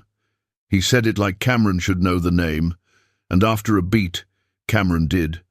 His hand tightened on the doorframe. "What are you doing here?" "I'd like to see my daughters." The word daughters came out with a possessiveness that made Cameron's jaw clench. "You don't have daughters. You have biological offspring you abandoned." Derek's expression didn't change, still calm, still reasonable. "I made a mistake. I was young and scared, and I handled it badly. But I've spent the last year getting my life together, and I'm ready to be a father now." "They're 14 months old. You're about 13 months too late." "I know." Derek glanced past Cameron into the apartment, and Cameron shifted to block his view. "That's why I'm here, to make it right. I've been sober for 8 months. I have a good job. I'm engaged to someone who wants to help me raise them. I'm not the person I was when Rachel was pregnant." Cameron felt ice spread through his chest. "You have no rights here." "Actually, I do." Derek opened the folder and pulled out papers, holding them up so Cameron could see the official letterhead. "I filed for paternity establishment and custody evaluation. The court date is in 3 weeks. I'm entitled to visitation at minimum, possibly shared custody depending on the evaluation. My lawyer says I have a strong case." "Your lawyer is wrong." "Maybe. But the court will decide, not you." Derek's voice remained maddeningly even. "I came here first because I wanted to meet them before we end up in a courtroom. I thought it would be better for everyone if we could be civil about this." "Get off my property," Cameron said. "It's not your property. It's a rented apartment." Derek stepped back, tucking the papers away. "I'm not trying to be adversarial. I'm trying to do the right thing. Those girls deserve to know their father." "Their father?" Cameron's voice rose despite himself. "You told Rachel they might not even be yours. You walked away. You've never sent money, never asked how they were doing, never shown the slightest interest until now." "I was in a Bad place. I'm not anymore. People change, Mr. Walsh. I hope you can see that. Derek handed Cameron a business card. My lawyer's information is on there. Have yours contact him. We can work out an arrangement that's fair to everyone. He walked away before Cameron could respond. Down the hallway and into the elevator with the same calm confidence he'd arrived with, Cameron stood in the doorway until the elevator doors closed, then went inside and locked the door with shaking hands. Mara had pulled herself up on the couch and was chewing on a board book. Grace was sitting on the floor, stacking blocks with intense concentration. They looked so small, so vulnerable. The idea of Derek anywhere near them made Cameron's stomach turn.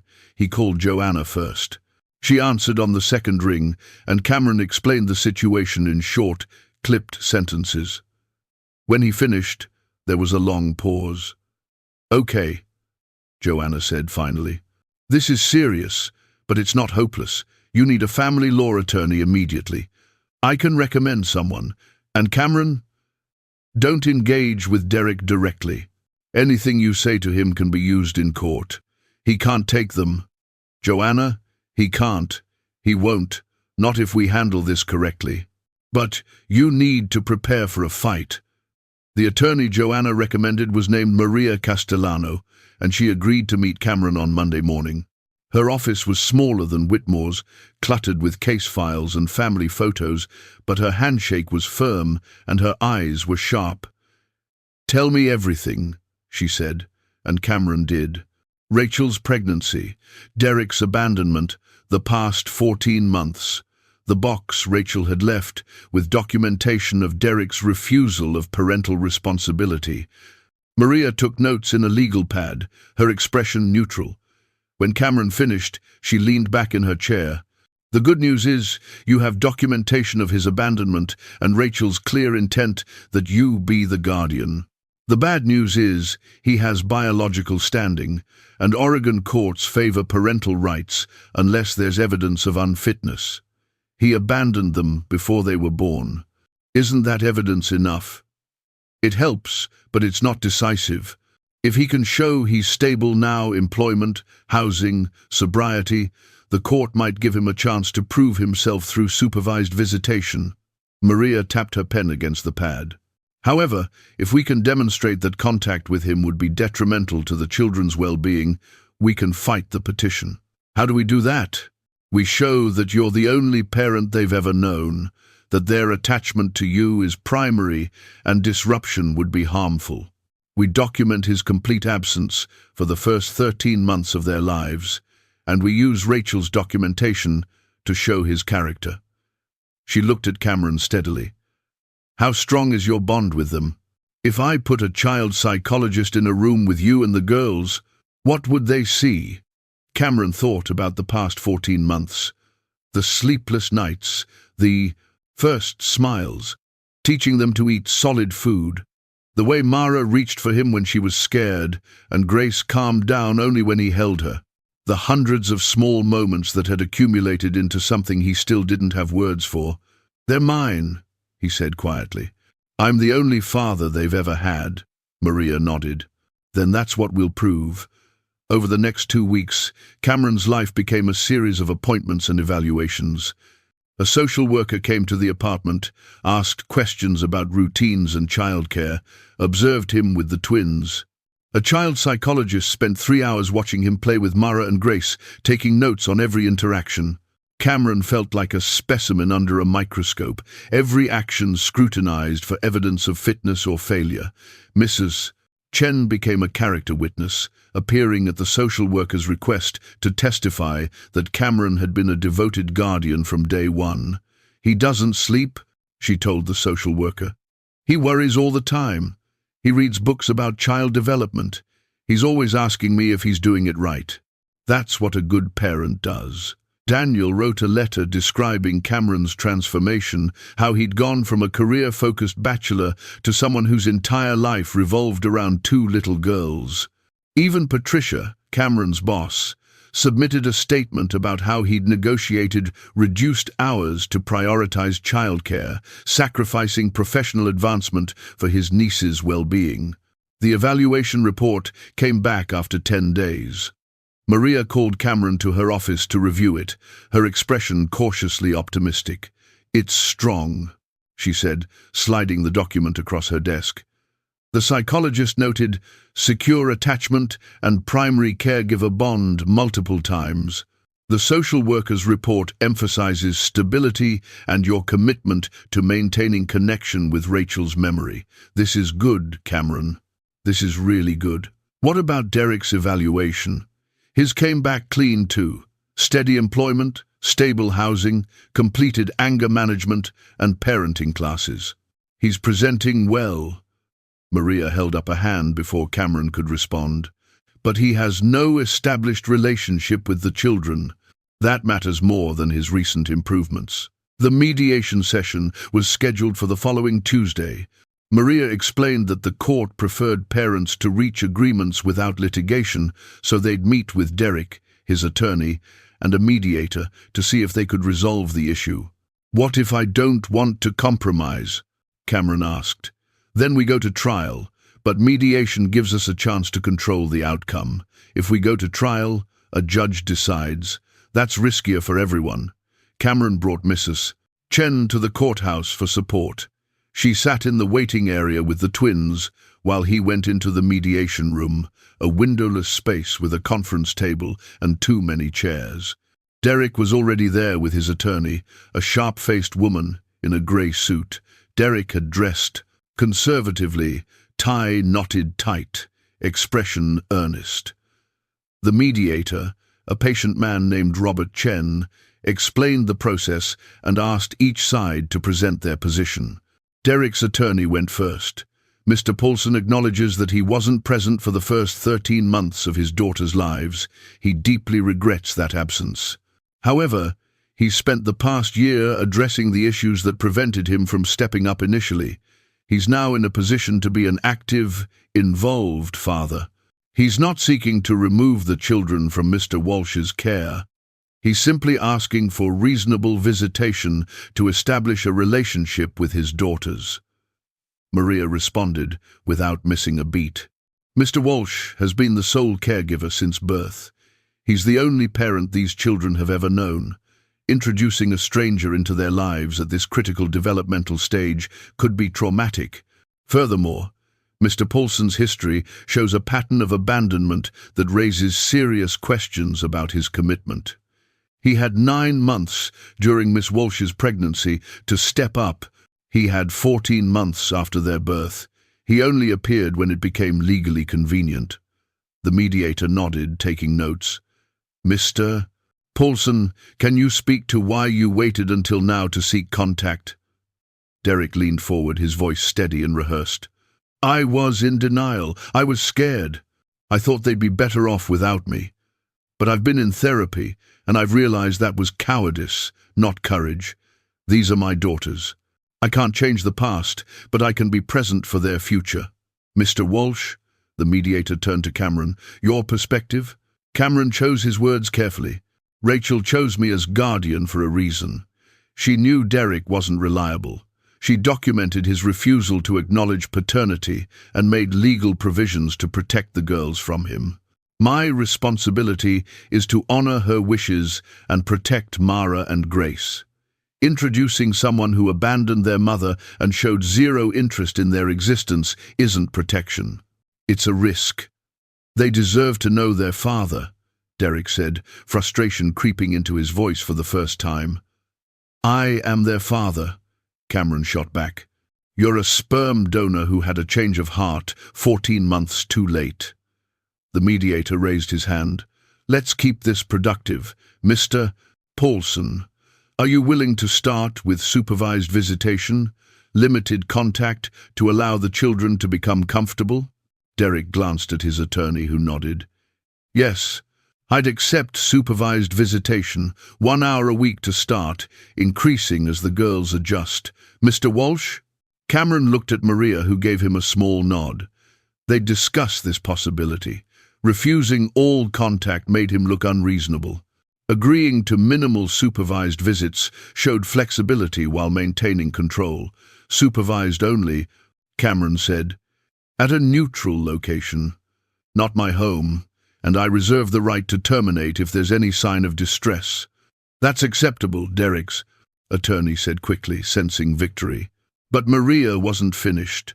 With conditions, Mr. Paulson undergoes a psychological evaluation. He provides documentation of continued sobriety through random drug testing, and he completes a parenting course specific to trauma-informed care for children who've experienced loss.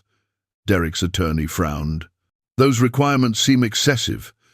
They're standard for a parent seeking to establish contact after prolonged absence, Maria countered. If Mr. Paulson is truly committed, they shouldn't be an obstacle. The room fell silent. Derek and his attorney conferred in whispers.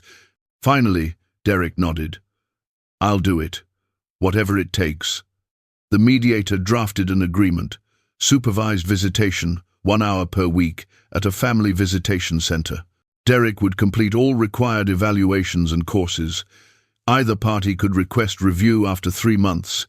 It wasn't perfect, but it was something Cameron could live with. They signed the paperwork, and Derek stood to leave. He paused at the door, looking back at Cameron. I know you don't believe me, but I'm going to prove I've changed. I'm going to be a good father. You're going to try to be a father, Cameron corrected. I already am one. Derek left without responding. Maria packed up her materials, satisfaction evident in her efficiency. You did well, she told Cameron. We maintained control. The conditions protect the girls. And if he fails to follow through, we have grounds to terminate. What if he doesn't fail? What if he shows up every week and does everything right? Maria met his eyes. Then the girls will have another adult in their lives who cares about them. That's not the worst outcome. Cameron wanted to argue, but he was too tired. He walked out to the waiting area where Mrs. Chen sat with Mara on her lap, while Grace toddled in circles, babbling to herself. Well, Mrs. Chen asked. Supervised visits, 1 hour a week, at least for now. Mrs. Chen's expression hardened. He doesn't deserve even that. No, but the court thinks he does. Cameron picked up Grace, who immediately grabbed his glasses. It'll be fine. We'll make it fine. That night, after the twins were asleep, Cameron sat on his couch with a beer he didn't want and called Daniel. How'd it go? Daniel asked. I have to let him see them. Supervised? Yeah, but still. He gets to walk in after doing nothing and suddenly he's part of their lives. He's not part of their lives, Daniel said firmly. You are. 1 hour a week at some sterile visitation center isn't going to change that. Those girls know who their father is, and it's not him. What if it's not enough? What if he takes me to court again for more time? Then you fight again, and you win again. Cameron, you've been there every single day for 14 months. You've earned this. He hasn't. The courts will see that. Cameron wanted to believe him. He took a drink and stared at the wall where photos of the twins were tacked. Up first bath, first solid food, first steps. Derek wasn't in any of them because Derek hadn't been there. Thanks for the letter, Cameron said. For the evaluation. Of course, those girls are lucky to have you. After they hung up, Cameron went to check on Mara and Grace one more time. They were both sleeping soundly, Grace with her thumb in her mouth, Mara sprawled across her mattress like a starfish. They looked peaceful, safe, protected. Cameron leaned against the doorframe and made himself a promise. Whatever happened with Derek, whatever the courts decided, he would make sure these girls always knew who had been there from the beginning, who had shown up every day, who had chosen them not because biology demanded it, but because love did. He was their father. Derek would have to prove he deserved even a footnote in their story. The first supervised visit was scheduled for the following Saturday. Cameron dropped the twins off at the Family Connection Center, a cheerful building with playrooms and observation windows. A supervisor explained the rules. 1 hour, no gifts without approval, no promises about future contact. Cameron stayed in the waiting room, unable to leave even though he could have. Through the observation window, he watched Derek sit on the floor with Mara and Grace, trying to engage them with toys. The twins were uncertain. clinging to each other, watching this stranger with suspicious eyes. Grace cried after 10 minutes. Mara tried to climb the supervisor's lap. Derek looked lost, his earlier confidence evaporating in the face of their rejection. After 30 minutes, the supervisor ended the visit early. Cameron collected the twins, both of them reaching for him desperately, and Derek stood in the corner of the playroom, looking defeated. "They just need time," the supervisor told Derek kindly. "This is normal." Cameron carried his daughters to the car without looking back. Mara buried her face in his neck. Grace held onto his shirt with both fists. "It's okay," he murmured to them. "You're safe. I've got you. Always." And he meant it. Whatever came next, whatever Derek tried to build, Cameron would be there, steady, present. The person who stayed. Because that's what fathers did. Derek stopped showing up after the 8th visit. No explanation, no phone call, just an empty chair in the visitation center and a supervisor who looked more resigned than surprised. His attorney sent formal notice 2 weeks later. Mr. Paulson was withdrawing his petition for custody and relinquishing all parental rights. The paperwork cited personal circumstances and recognition that the children's best interests are served by their current placement. Maria called Cameron with the news on a Wednesday morning while he was making breakfast. The twins were 3 years old now, arguing over who got the blue bowl, their voices high and insistent in the way of toddlers who believed every conflict was existential. "It's over," Maria said, simply. He signed the termination papers. "You're free to proceed with adoption if you want to make it permanent." Cameron set down the spatula, watching Mara grab the blue bowl while Grace burst into tears. "Adoption? You'd become their legal father in every sense. Not just guardian, father. It protects them completely. No one could challenge your custody again." "I'll do it," Cameron said without hesitation. "Whatever it takes." The process took 6 months. More paperwork, more evaluations, more social workers observing him with the twins. But this time felt different. This wasn't about proving he could handle a crisis. This was about claiming them permanently, about telling the world that these girls were his and he was theirs. The adoption hearing was scheduled on a Thursday morning in early October. Cameron dressed the twins in matching dresses Mrs. Chen had bought for the occasion, navy blue with white collars, their dark hair pulled into ponytails that Mara had already started destroying. They sat in the hallway outside the courtroom with Daniel and Mrs. Chen, coloring books spread across their laps, while Cameron tried to stop his leg from bouncing. "You're nervous, Mrs. Chen observed. "Why? This is formality. Judge will say yes. What if something goes wrong?" "Nothing will go wrong. You're a good father. Everyone knows this." She reached over and squeezed his hand once, hard. "Rachel knows too." The bailiff called them in. The courtroom was smaller than Cameron expected, wood-paneled and formal, with a judge's bench that seemed too large for the woman sitting behind it. Judge Catherine Morrison was in her 60s, grey hair cut short, reading glasses perched on her nose as she reviewed the file. "Mr. Walsh," she said, looking up, "please approach the children." Cameron walked to the front, with Mara and Grace on either side, each holding one of his hands. The judge smiled at them, her expression softening in a way that made her seem less intimidating. "Hello, girls. Do you know why you're here today?" Mara looked at Cameron, uncertain. Grace stuck her thumb in her mouth. Cameron crouched down between them. "Remember what we talked about? Today is the day the judge helps make our family official, like a wedding?" Mara asked. She'd recently become obsessed with the concept after watching a neighbor's ceremony at the park. "A little bit like that," Cameron said. Judge Morrison nodded approvingly. "That's exactly right. Mr. Walsh has been taking care of you since you were born, and today we're going to make that official. How do you feel about that?" "Good," Mara said decisively. Grace just nodded, still working on her thumb. The judge reviewed the file, asking Cameron questions about their routines, their health, their schooling. She noted the statements from Mrs. Chen, from Daniel, from the twins' preschool teacher. She mentioned the psychologist's report that described exceptional attachment and thriving development. Mr. Walsh, Judge Morrison said finally, this court has reviewed extensive documentation regarding your care of Mara and Grace Walsh. The evidence overwhelmingly demonstrates that you have provided a stable, loving home. You have prioritized their well-being above all else. You have honored their mother's wishes while creating your own relationship with them. It is this court's opinion that the adoption is in the best interests of both children. She signed the papers with a flourish, then stamped them with a seal that echoed in the quiet courtroom. Congratulations, Mr. Walsh.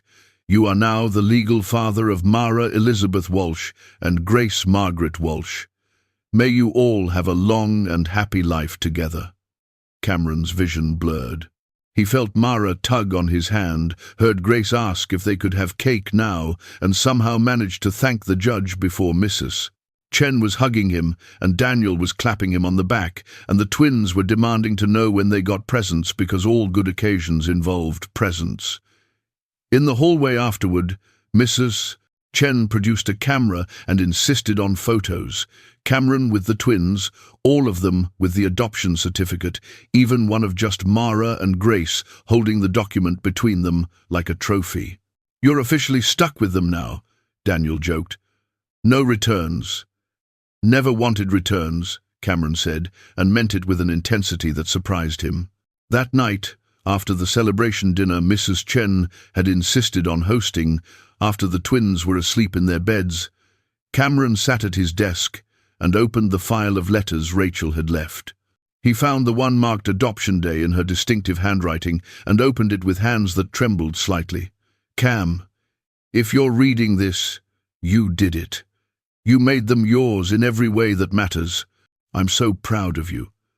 I'm so grateful. I knew you'd be exactly what they needed, even when you didn't believe it yourself. Being a parent isn't about biology. It's about showing up every single day, even when you're exhausted and overwhelmed and not sure you're doing it right. It's about putting them first, always, without resentment. You've done that. You are that. Tell them I love them. Tell them I'm sorry I couldn't stay. Tell them they have the best father in the world, even if he came to it sideways. Love always. Rachel Cameron folded the letter carefully and added it to the box of things he was keeping for the girls. Someday, they'd be old enough to read all of Rachel's letters, to watch her videos, to understand the full story of how they came into the world and how they ended up with him. But for now, they just needed to know they were loved and safe and wanted. He went to check on them one last time. Mara was sprawled across her bed in her usual chaotic fashion, already having kicked off her blanket. Grace was curled tight, clutching the stuffed rabbit Mrs. Chen had given her years ago. Cameron stood between their beds, hands on the rails, and felt the weight of the day settle into something that felt like peace. You're mine now, he whispered to them. Officially, legally, permanently mine, and I'm yours. That's how this works. The years moved faster after that. Kindergarten, first grade, soccer leagues, and piano lessons and birthday parties. Cameron learned to braid hair through YouTube videos and trial and error. He became room parent for both girls' classes, despite being the only father in the volunteer group. He negotiated childcare and work deadlines and the constant low-level chaos of raising twins who had very different personalities and very similar determination. Mara grew bold and loud, the first to try anything, the one who came home with scraped knees and elaborate stories. Grace stayed quieter, more observant, the one who noticed when Cameron was tired or worried and would climb into his lap without being asked. They asked about Rachel, of course. Where was their mom? Why didn't they have one like other kids? Cameron showed them photos, played them the videos, told them stories until Rachel became a presence in their lives, even though she'd never been there in person.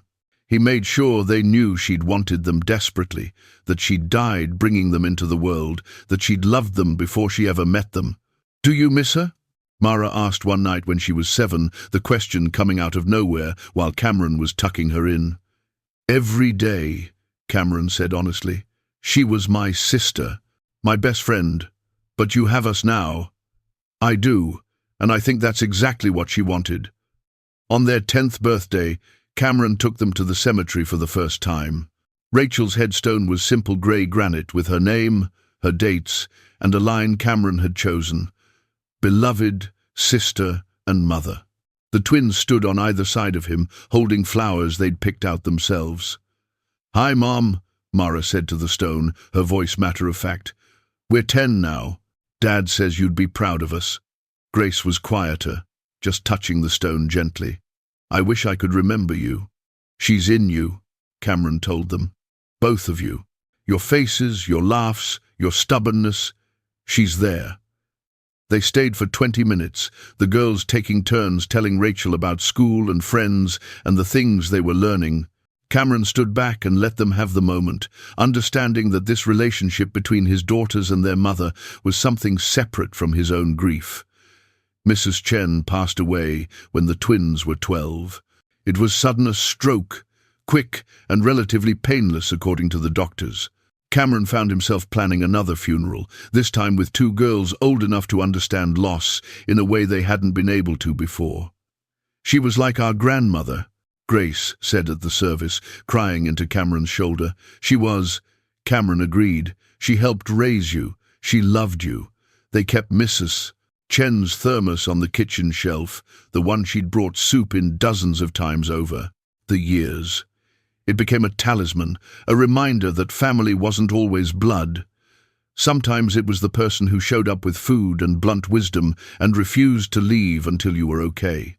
High school brought new challenges: dating, drama, and college applications, and the constant negotiation of independence. Cameron learned to let go in increments, allowing them to make mistakes while staying close enough to catch them if they fell. He attended every play, every game, every concert, often the only father in a sea of mothers but no longer feeling out of place.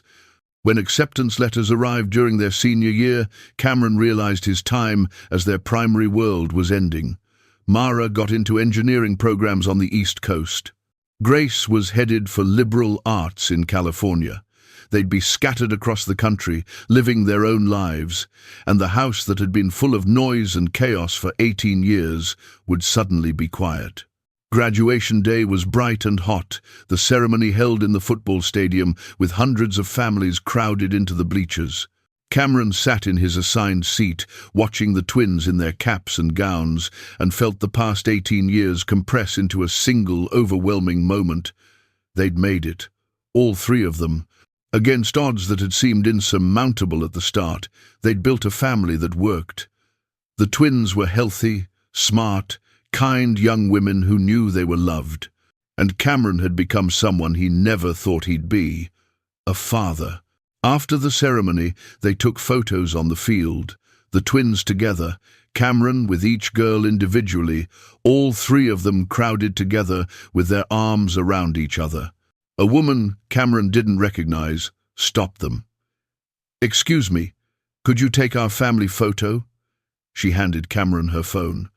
"Oh, he's not the photographer," Mara said quickly. "He's our dad."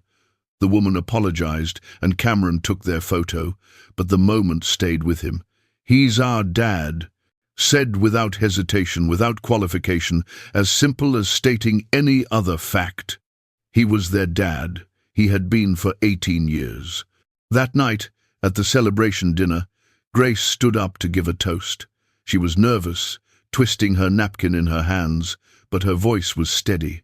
"I know this is supposed to be about us graduating, but I want to say something about Dad."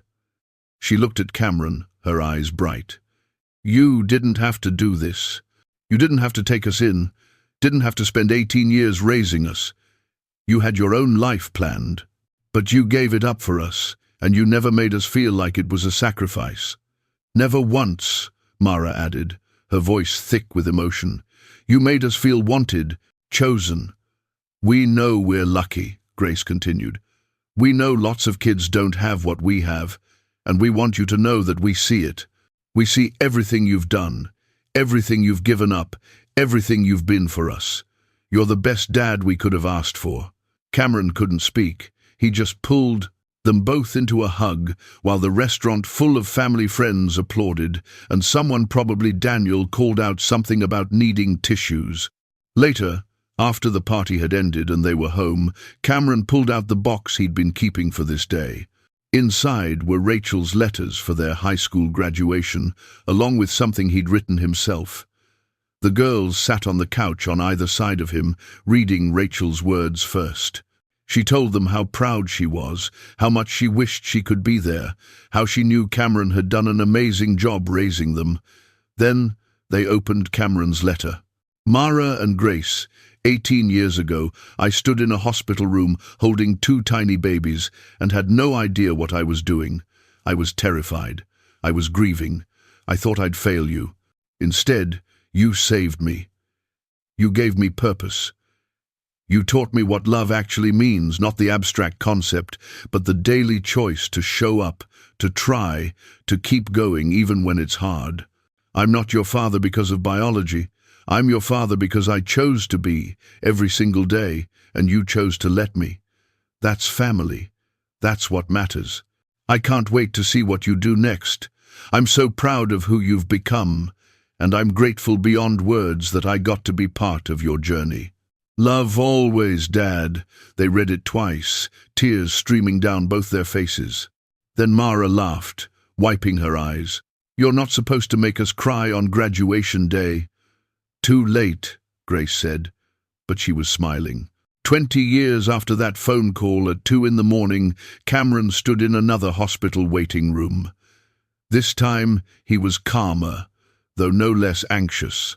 Mara was on the other side of the doors, delivering her first child, and Cameron was about to become a grandfather. Grace paced beside him, just as nervous as he was. "She's going to be fine. Women do this every day." "I know," Cameron said, but his hands were clenched anyway. He couldn't help but think about Rachel, about how different that night had been, about everything that had been lost and gained since then. A nurse came out with a smile. "You can come in now. She's asking for you." Cameron walked into the room where Mara was sitting up in bed, exhausted and radiant, holding a tiny bundle wrapped in a pink blanket. Her husband stood beside her, looking dazed and proud. "Dad," Mara said, her voice tired but happy, "meet your granddaughter. We named her Rachel." Cameron took the baby carefully, looking down at the small face that somehow reminded him of 3 women at once, his sister, his daughters, and now this new person just beginning her story. "Hello, Rachel," he whispered. "I knew your great-aunt. You're named after someone extraordinary." He thought about that night 20 years ago, standing in a different hospital with 2 babies who'd needed him to be something he didn't know how to be. He'd figured it out through desperation and determination, and help from people who'd refused to let him fail, and now here he was, holding the next generation, proof that broken things could be made whole, that families could be built from grief and choice and daily acts of love. "She's beautiful," Cameron said, handing Rachel back to Mara. "You're going to be an amazing mom." "I had a good teacher," Mara replied, and the look she gave him held 20 years of gratitude and love. Cameron stepped back, letting Mara and her husband have their moment, and felt Grace's hand slip into his. She squeezed once, and he squeezed back, and no words were needed. They'd made it. All of them. Against every odd, through every challenge, they'd built something that would outlast them all. And somewhere, Cameron thought, Rachel was smiling. Up next, you've got 2 more standout stories right on your screen. If this one hits the mark, you won't want to pass these up. Just click and check them out. And don't forget to subscribe and turn on the notification bell so you don't miss any upload from us.